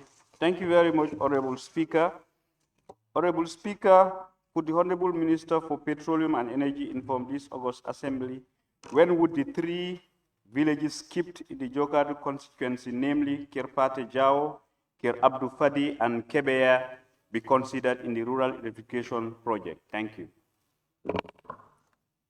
Thank you, Honorable Member. I think this Honorable Member is very happy. Only three communities, huh? So the 3 communities are among the unelectrified communities identified on the countrywide, and every effort has been made to address this under the Mission 300 Compact program, which seeks to bring access to over 300 million people in Africa. So rest assured, in addition to this, we are making some effort to make sure the remaining communities are electrified. Thank you. On question number 150 of 2025 by the Honorable Member for Serekunda. Yes, thank you very much, Honorable Speaker. Honorable Speaker, could the Honorable Minister for Petroleum and Energy inform this August Assembly how soon will his ministry endeavor to resolve the inadequate water supply in Serekunda and its surrounding? Thank you, Honorable Member. The water supply in Serekunda and its surroundings will benefit from significant improvement from the WASIP project, which is funded through the French Development Agency. Aside from the rehabilitation and replacement of inefficient and non-functional infrastructure of the Serekunda water supply system, there will be increased production due to the new deep borehole to be drilled at Serekunda water treatment plant. Yes, thank you very much. But the question is how soon, because we have been battling with this inadequate water supply for over 3 years now. How soon? Can you attach a timeline? Honorable Member, His Excellency the President just laid the foundation stone for this project. And the contractor has already mobilized and work have started in earnest. And we are hopeful by end 2026, the project will be commissioned. Thank you very much. Laying a foundation stone may equally mean administering medication to the poor, but what we are more interested is how soon will you remedy this situation our people are faced with? The sooner the project is commissioned. And I've already indicated that we are expecting this project to be commissioned by end 2026. Honorable Member for Sani Mentoring. Thank you very much, Honorable Speaker. Honorable Speaker, hence the questionnaire have talked about Serekunda and its surrounding, and which obviously... It's only Serekunda, and not, don't no, go to... the question says... No, Honorable, don't go to Sani Mentoring. Serekunda and its surrounding. Honorable, don't go to Sani Mentoring. Please, please. Honorable Speaker, look at the question very well. Honorable, please, don't go to Sani Mentoring. Please. Honorable Member... Honorable Speaker, no.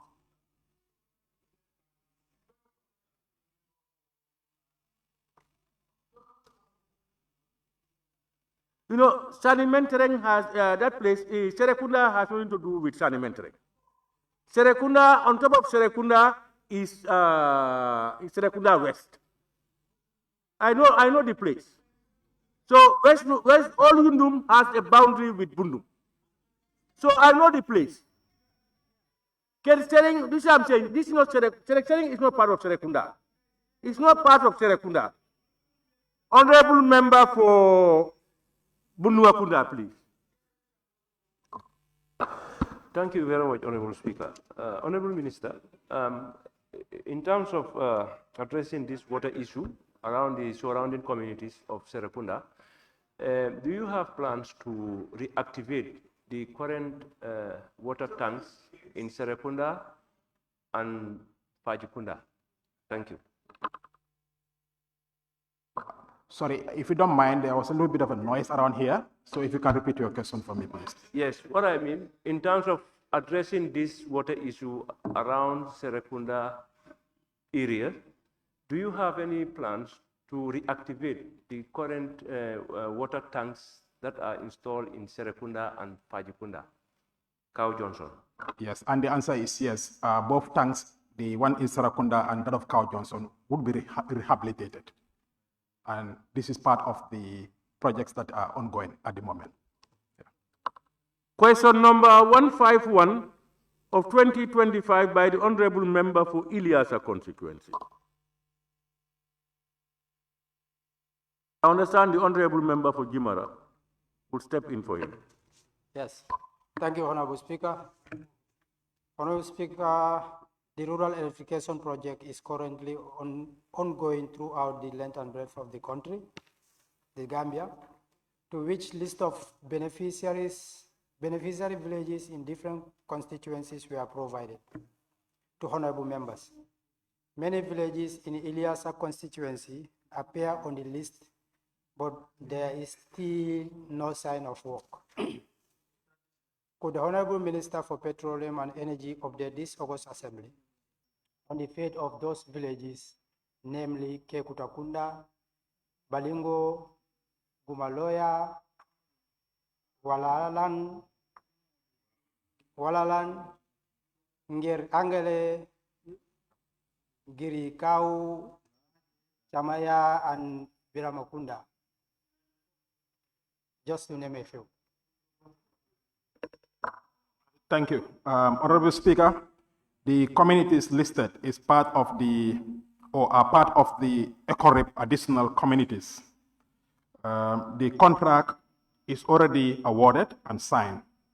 Construction works will commence for the 103 communities and is expected to be completed by the second quarter of 2026.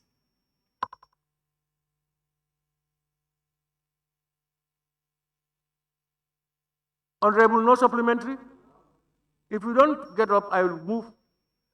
Question number 152 of 2025 by the Honorable Member for Lower Nyumi.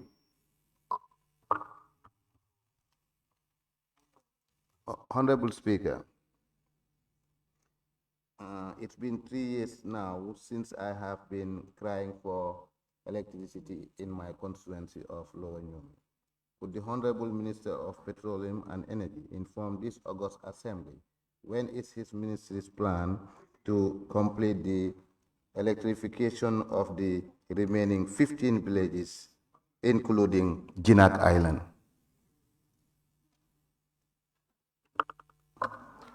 Honorable Speaker, the 15 communities are among the unelectrified communities identified countrywide, and every effort is being made to address this under the Mission 300 Compact program, which seeks to bring access to over 300 million people in Africa. A mini grid is being developed for Jinak due to its peculiar geographical location. I am pleased to inform this August Assembly that after the feasibility study, funding has been secured for Jinak. So they will have a solar plant soon.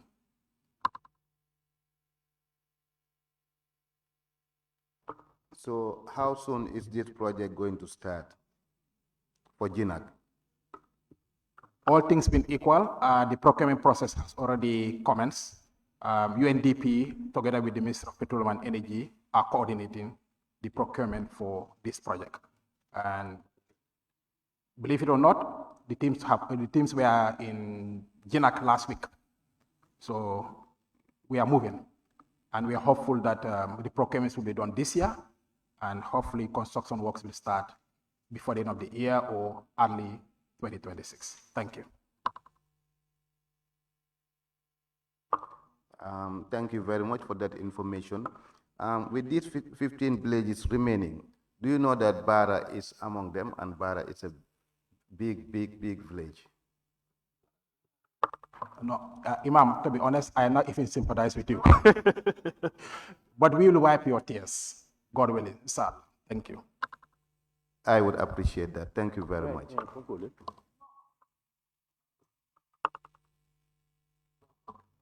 Question number 153 of 2025 by the Honorable Member for Bunduka-Kunda.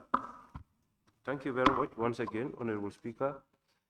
Honorable Speaker, could the Honorable Minister for Petroleum and Energy update this August Assembly on the current status of the Water Network Improvement Project for Bundu? Thank you. Honorable Speaker, the first phase of NAWEC initiative to augment water supplies to Bundu has been completed. The new borehole drill in Nemasu, which aimed at augmenting water supply to Bundu, was commissioned on the 3rd of December 2024. This development has brought significant improvement in the community in the continuity of water supply, water service delivery within the community. The evaluations for the second phase of the improvement works have been finalized pending contract signature. This project will entail enhancement of the distribution network, which is characterized by dead ends and inadequate pipe sizes. This initiative is envisaged to bring remarkable improvement in resolving the water supply problem in Pundu. Thank you very much. Honorable Minister, when do you intend to start this second phase? Because still now we are still, encountering some low pressure. So I understand this is the second. So I'm talking about this improvement project where there will be some kind of laying of pipes and so.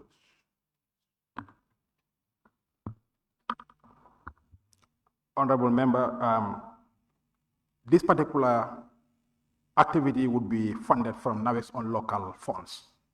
And as such, you might be aware, NAWEC also currently struggling with some financial issues, but this is one of the priority areas for them they have identified for this year. So already, as I said, they have already evaluated the submissions from the potential bidders that they have received, and they have done the evaluation. Now they have identified a particular, a potential contractor to proceed with the work. So contract is yet to be signed, but this will be done soon. Thank you.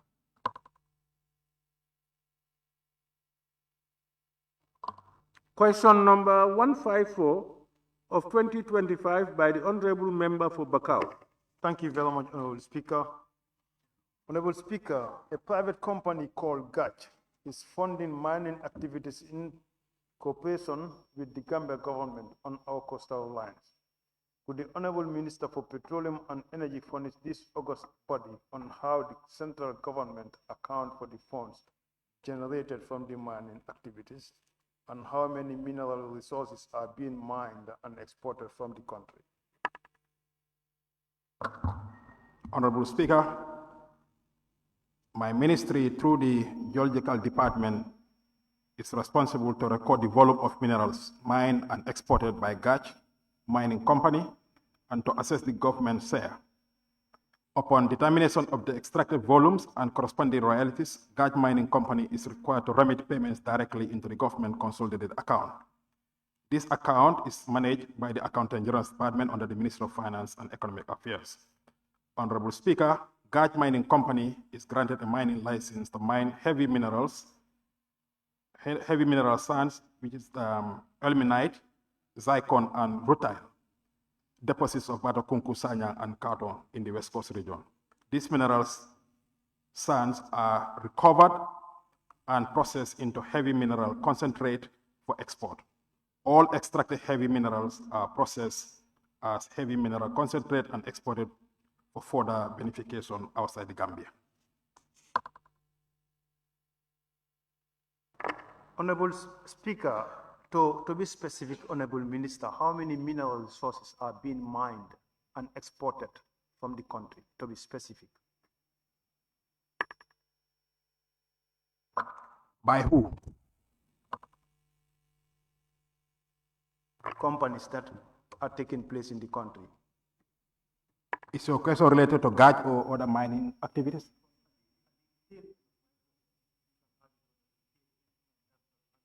Okay.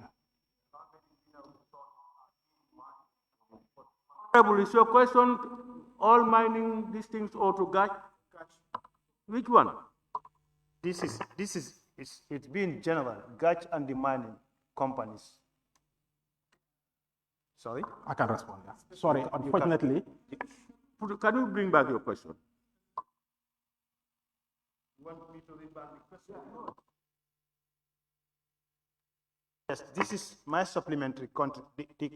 The supplementary question entails the tail end of my question. I think the minister have my tail end of the question. That's my supplementary question. It's not answered. Okay, so far the minerals that have been exported out of this country right now is the heavy minerals concentrate, which is the black sand, and that has ilmenite, zircon, and rutile.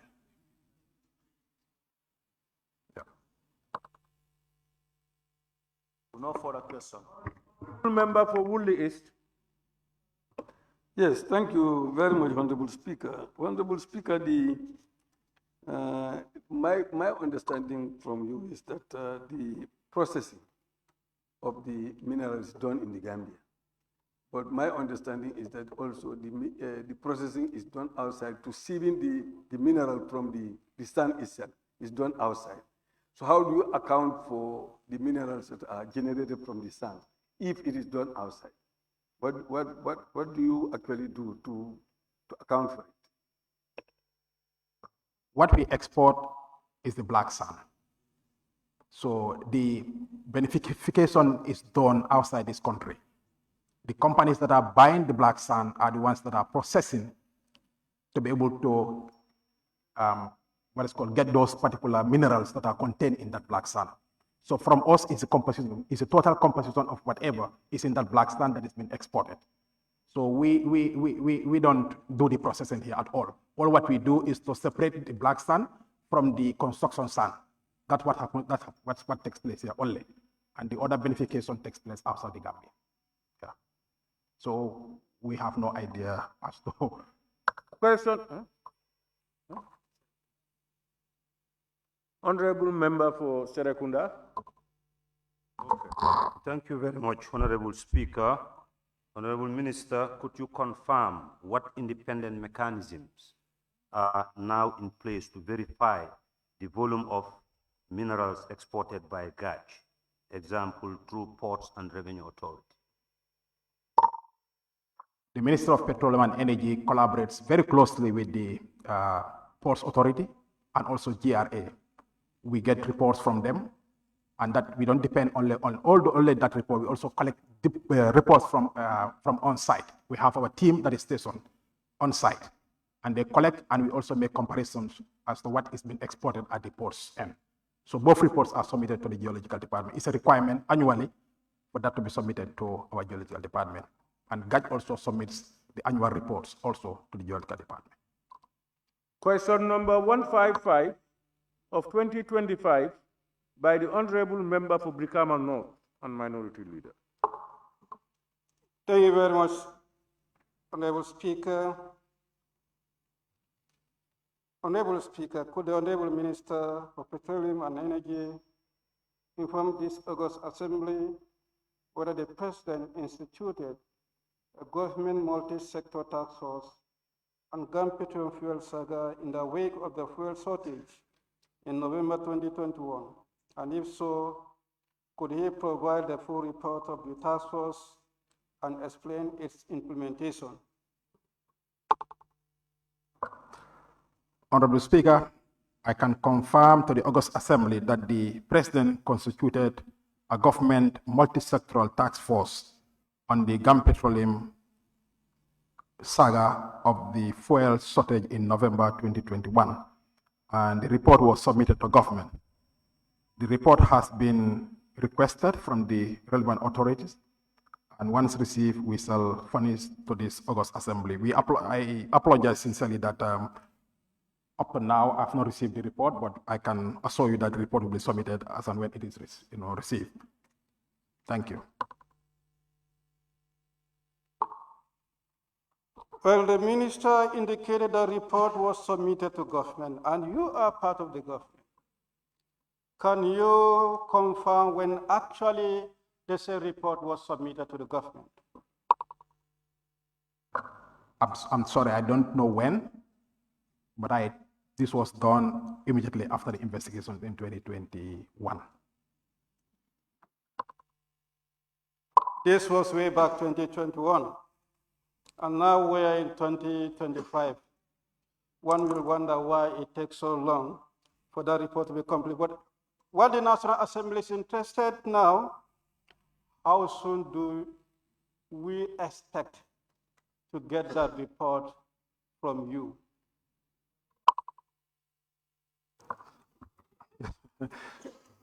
Well, the report was completed, as I said, it was completed and submitted, not that it was not completed.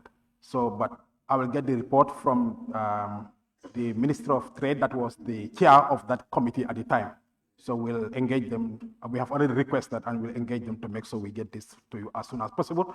If we could get it before the end of this session, the rest as well will bring it.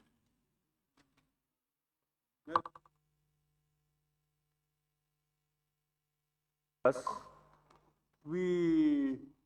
It's going 5:30.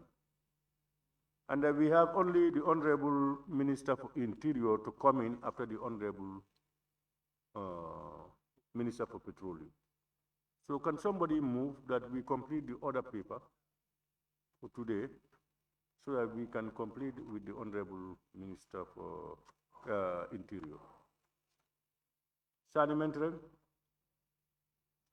Thank you very much, Honorable Speaker. I move that we complete the other paper to finish. Thank you. Yeah. I move that we complete the other paper to finish and we sit beyond 6. Thank you. Honorable Member for Same.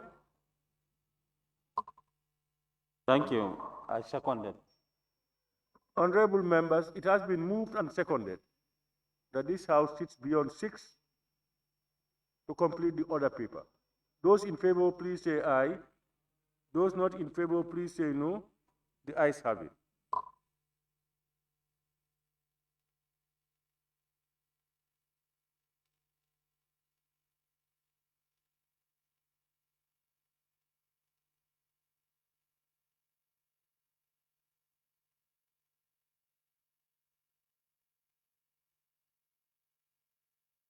Let me, on your behalf, thank the Honorable Minister for Energy, Petroleum and Energy for ably responding to all your oral questions. Honorable Minister, thank you very much.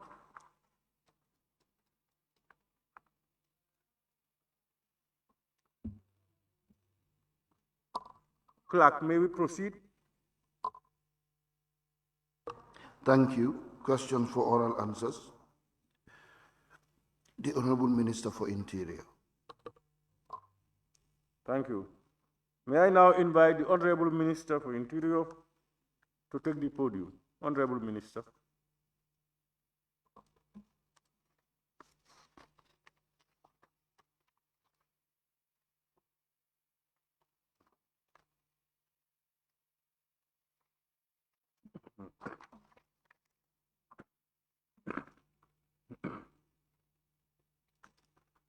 Honorable members, questions for which due notices were given to the Honorable Minister for Interior by honorable members for oral reply.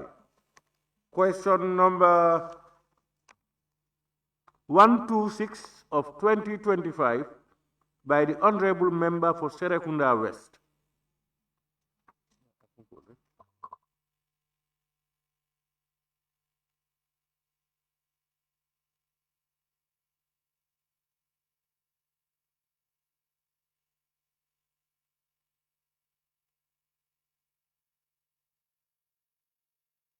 Honorable Member for Serekunda West. Or is out.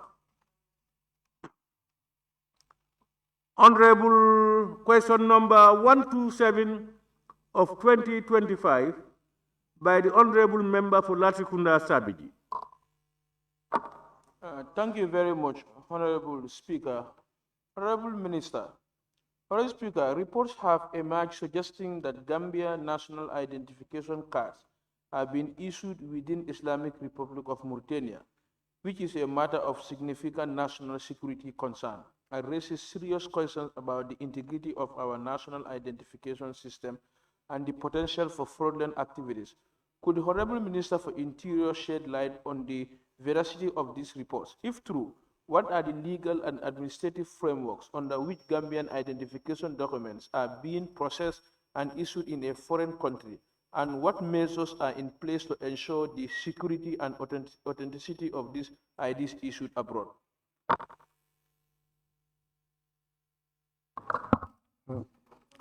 Thank you very much, Honorable Speaker. Honorable Speaker, report have emerged suggesting the Gambian national ID cards, identification cards have been issued within the Islamic. Answers. Honorable Speaker, the Ministry of Interior is aware of the report regarding the issuance of the ID cards to Gambians in Mauritania. However, due diligence was thoroughly followed. The issuance of ID cards to Gambians in Mauritania was conducted smoothly with no recorded incident of fraud or security breaches. The legal basis is found in Section 17, Subsection 1 and Subsection 2 of the Nationality and Citizenship Act, Volume 4, Cap 1601, which guarantees all citizens aged 18 and above the right to apply for a national ID card, regardless of their geographic locations. Thank you very much, Honorable Minister. Honorable Minister, you will agree with me, Mauritania is not the only country where Gambian citizens are, and in fact, not the country with the highest amount of Gambian citizens. Why do we specifically choose Mauritania for this activity? Thank you very much, Honorable Speaker. You know, these irregular migrations, that some European countries are sponsoring to a country to call it this pushback, to make sure you deport or release or send away some citizens that are on this migration. So Mauritania is one of the countries that is doing this pushback. That's why we have a lot of Gambians that are in Mauritania with our documentations and they wanted to turn them back. So some countries went and collected their citizens, some had some arrangement with them, Senegal one of them. Even myself, I was just coming from Mauritania last Friday. We are doing similar arrangement also with that. But in fact, because of what happened in Mauritania, we are trying to see how best we can also go to other countries. Like we planned, there is a team that is supposed to go to Congo, Togo, and then Gabon.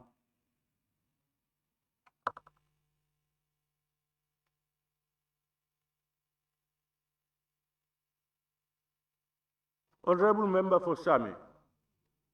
Thank you very much, Honorable Speaker. Honorable Minister, the issue of issuing ID card to other countries, for me, this is my first time hearing it. Was there any malpractices of those Gambians staying there? That's why, you know, they go there and issue for the government to go and issue them ID card. Please, I think the Honorable Member for Latikunda Sabi, his question is very succinct, very clear. And then he said everything, and the Honorable Minister answered him. What you are saying, he answered just now. No, I would not allow a repetition.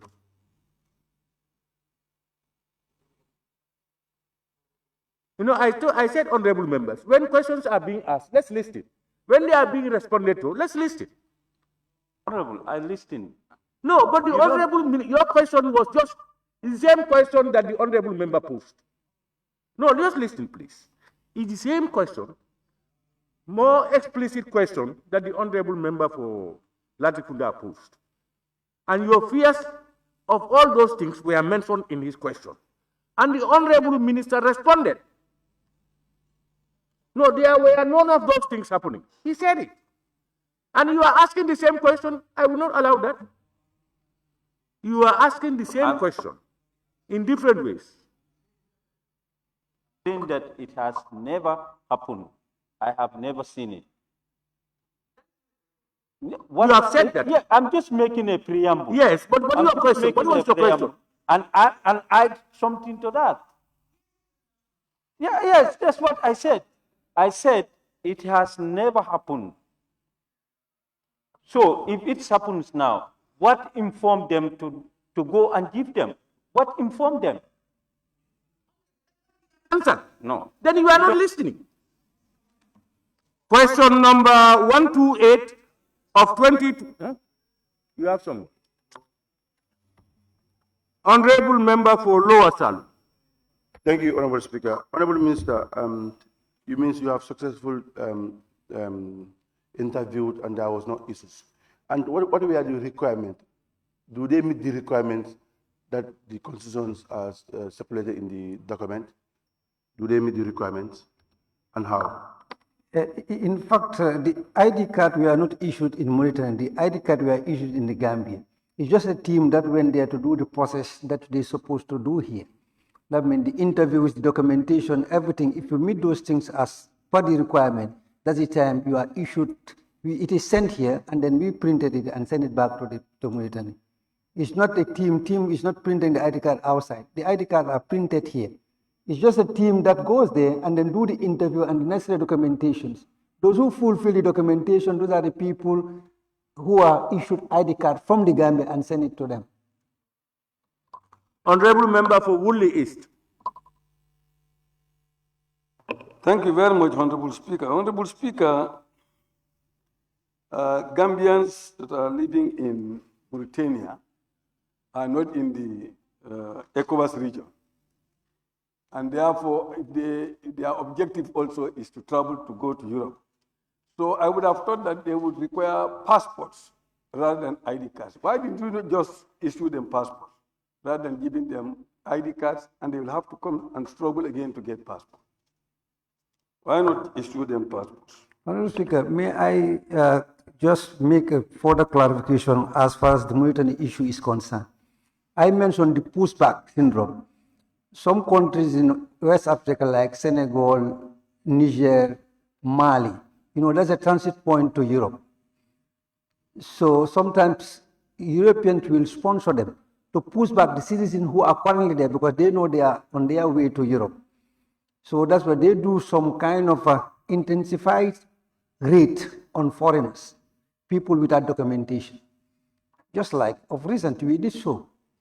We have deported some individual from Guinea, from Togo, just of recent, about some month ago. So the people who are found, they are not with documentation, and some also Gambian citizens who are in Mauritania because of their, we have a lot of Gambians who go to Mauritania for these Quranic stories. And some they go very young. And people also who are born in Mauritania, and they don't even have, they are from Gambian parents, but they don't have documentations. But Mauritania will not give them documentations. So when they started this raid, countries like Senegal, Mali, they all went there to make sure they provide those documentation for them to have Mauritanian document. You need to have your Gambian document. Here, like if you want to have a document here, you need to produce your document from your country. So if you don't have it, we cannot issue a document. That's also what happened also to Gambians in Mauritania. Because there was a need and urgency, that's why government went there to make sure we issue document to our citizens who are there.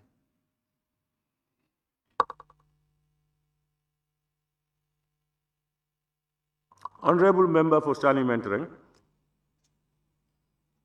Thank you very much, Honorable Speaker. Honorable Minister, so far, would you be able to tell us kindly how many people were issued this national ID card in auction in Mauritania? I think it's 500 and something, 535, something like that. I'm not very sure, but it's 500 and something. I have it somewhere. I think in one of the questions asked by the another member, 532. Question number 128 of 2025 by the Honorable Member for Kiang East. Honorable Member for Kiang East. Okay. Honorable Member for Kiang West, you step in for him. Okay. Honorable Speaker, thank you very much. Reading this question on behalf of Honorable Member for Kiang East. Honorable Speaker, the Kayaf-Jifin stretch of the South Bank Road is an accident-prone area. Could the Honorable Minister for Interior provide this August Assembly with a statistic of road accidents detailing the number of accidents, fatalities, and injuries along this stretch since 2019? Thank you very much, Honorable Speaker. Honorable Speaker, may I inform this August Assembly that the statistics of road accidents on this above mentioned corridor from the period 2019 to 2024 is as follows. Number of accident cases is 265. Total fatalities is 102. Serious injuries accidents is 93. Minor injuries 45. Person involved male is 143 and female 70.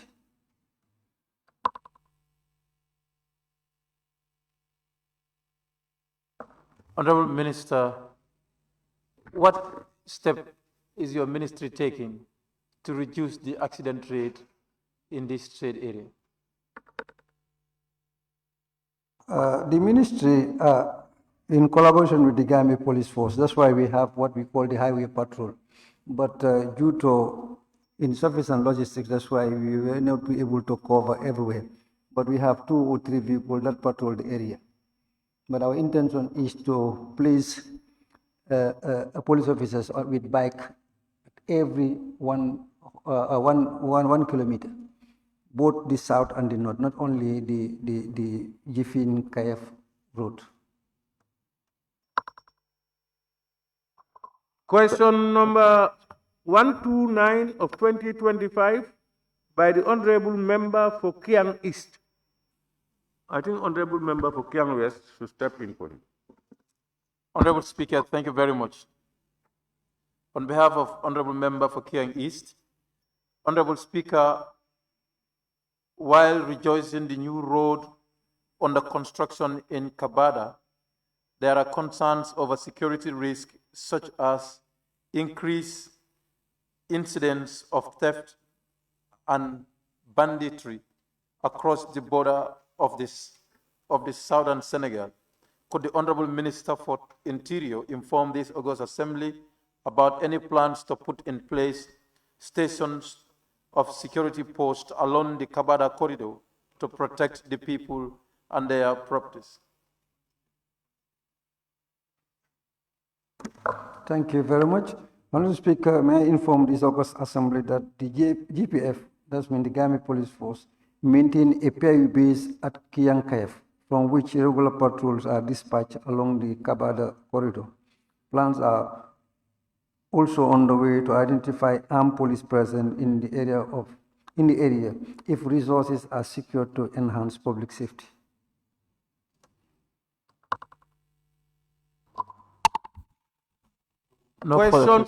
Question number 130 of 2025 by the Honorable Member for Kiang East. With the Honorable Member for Kiang West to step in for him. Honorable Speaker, on behalf of Member for Kiang East, Honorable Speaker, could the Honorable Minister for Interior explain to this August Assembly the reasons for deploying the Gambian immigration staff to Mauritania instead of other countries, such as Senegal, to issue national identity cards? I'll just repeat myself. I think I have answered the question already. So do you want me to answer it again? Honorable Speaker, I think the question to Honorable Member for Latrikunda Savage would be sufficient for this.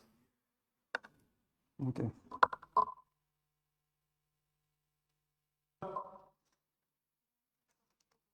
One 131 of 2025 by the Honorable Member for Janjambure.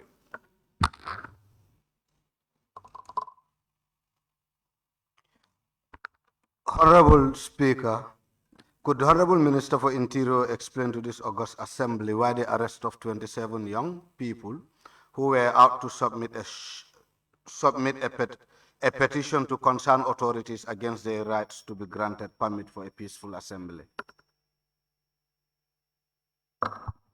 Thank you very much. Honorable Speaker, may I inform this August Assembly that the right to freedom of assembly is enshrined in Section 25 of the 1997 Constitution, which guarantees the right to peaceful assembly. However, about civil disobedience, Section 5 of the Public Order Act stipulates that a police permit is required for public procession or gathering. In this context, the reference procession was deemed illegal due to the absence of such a permit, and therefore its organizers are accountable under the law. Thank you, Honorable Minister. I am glad that you are able to reference on the Constitution, which is Section 25 of the Constitution, and as well as the Public Order Act. In between the Public Order Act and the 1997 Constitution, which of these two do you think is supreme over the other? Thank you. The Constitution is supreme, but the Constitution also dictates for the regulation, the Act. And the Act clearly stipulates when you want to do procession or gathering, you need a police permit. That's strike law. And then the recent even judgment at the Supreme Court says whosoever want to do a gathering or procession need a police permit. Without a police permit, it's unlawful. So don't mix the two. Okay, I wouldn't mix egg and a stone, Honorable Minister. That's fine. Moving forward, Honorable Minister, what really influenced your decision to reject a permit for these young people to submit their petition peacefully? Thank you. I'm sorry, I was not the one who rejected. That's the purview of the Inspector General of Police. It's the IGP who rejected him. He has his reasons, and I cannot question that. I cannot question the IG. I can question you. What I'm saying, I will not be able to say the decision. The IGP rejected the permit, so that's his decision. Honorable Member for Kiang West. Honorable Minister, IGP cannot take this podium and respond to people's questions with respect to security matters. IGP is on the Ministry of Interior. So issues that relate the actions of the IGP while administering his responsibilities are questions that are directed to you. Can you tell us the reasons for the rejection of the said application? Member for Kiang West, you are absolutely right. The Honorable IG cannot be here to answer to these questions. His minister would be here. That's why we don't allow substantive questions. You could have asked those questions, and the relevant consultations will have been done to get those information to give to the National Assembly. But something that he has not done, and then you ask that question and he's willing to answer it, and he does not know, he can only refer it back to the IG.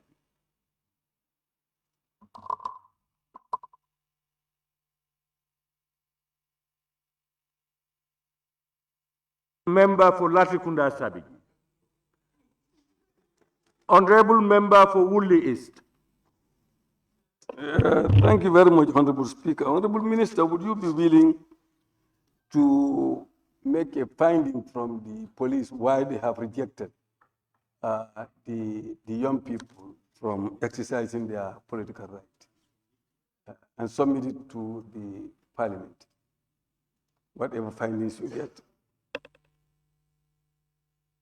Yes, I can do that, but in most cases, when IGP rejects, even the court, when the IGP says for security reasons, that's it. That's the point. He can't go further than that. No, he can't say so. But if you want, that's it. But I don't think the IGP you will be able to get any information from the IGP reason, because he may have reason, and those reasons for security reasons, there is nothing even the Parliament can do. I'm sorry. But if you want me to ask, I will ask and then maybe submit it to you. Question number 132 of 2025 by the Honorable Member for Woolly West. Thank you very much, Honorable Speaker. Honorable Speaker, could the Honorable Minister of Interior inform this August Assembly if there is any cost attached to laissez-passer? If yes, how much?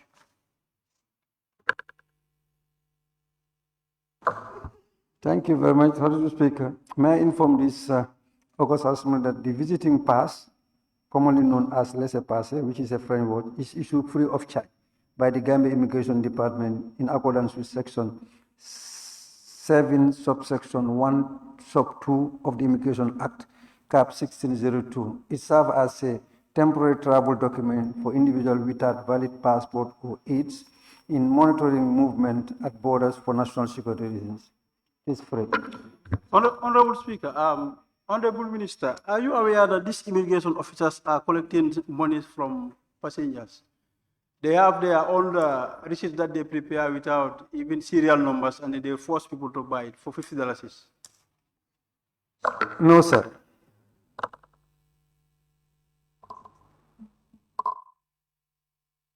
Any more? Yes. Yes, please get up and Honorable Minister, can you please make further investigations because these immigration officers are disturbing people on this highway. Inshallah, I will do that.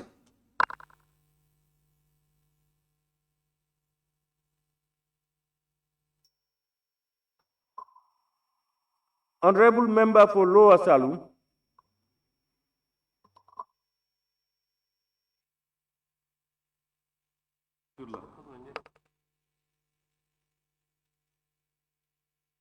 Member for Sani Mentrek.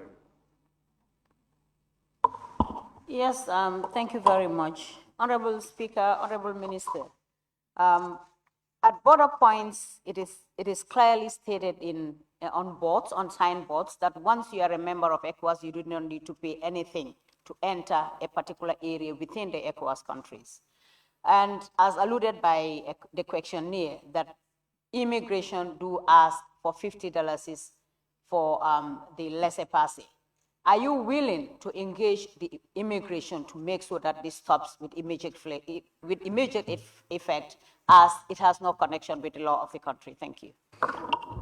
I'm not only willing, I'm going to instruct them not to do so.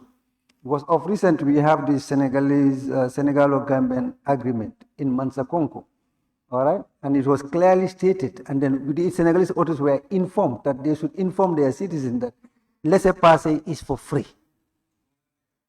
Senegal is trying, but both countries, but we are telling them laissez-passer for Gambia is for free. So we'll give that instruction, and we'll also further the monitoring and supervision. Thank you.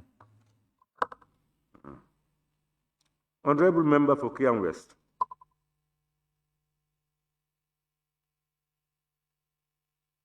Honorable Member for Banjul Central. I withdraw. Banjul Central. Withdrawn. Member for Janjambure. Thank you. Honorable Minister, you promised that you are going to investigate on the matter. If I may request, can you make the report available to Parliament after concluding your investigations? Thank you. I said I was going to check whether what he's saying is true or not, for me to find out. I will find out. Yes, if I found out, I can also send what the results to Parliament. But for that, I'm going to instruct, if that is happening, it is stopped, it ceases immediately. Question number 133 of 2025 by the Honorable Member for Fonyi Kansala. I think that is going to the neighbor, Kiang West. Huh? Honorable Member for Kiang West. Thank you so much, Honorable Speaker. On behalf of Honorable Member for Fonyi Kansala, Honorable Speaker, could the Honorable Minister for Interior provide this August Assembly with an update on the current status of the immigration bill and clarify the reasons behind the delay, including outlining the measures undertaken thus far to ensure the bill is presented to the National Assembly? Thank you very much, Honorable Speaker. The Gambia Immigration Service Bill 2023 consists of both the current Immigration Act of 1965 and the Smuggling of Migrant Bill of 2019. The drafting and reviewing of the GIS Bill 2024 require profound expert and stakeholder review before its validation. Furthermore, following the validation exercise, the senior management of the Gambia Immigration Department, JIT, together with the ministry's senior management team under my leadership, conducted a comprehensive review of the bill. All necessary revisions and insertions have been made for the final submission of the document to Cabinet. But I further said there was no delay, but we need to do the needful for me to be able to take this thing to Cabinet. Because before you take a bill to Cabinet, yourself need to understand the bill. They need to do the review. And we have about 7 sessions. And then last week we finalize it, and then we're submitting it to Cabinet, possibly this week or next week. No further question. Question number 134 of 2025 by the Honorable Member for Sabak Sanjal.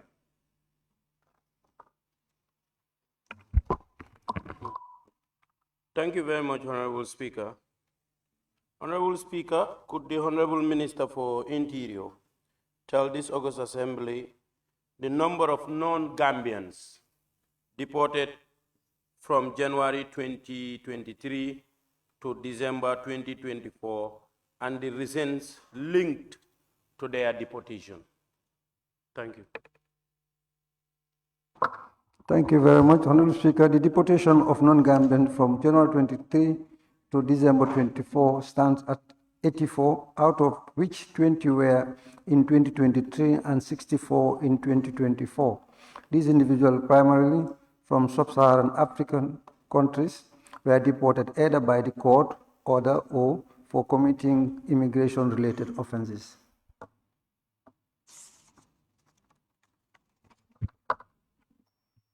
Thank you very much, Honorable Minister. There is no further objection on this. Thank you.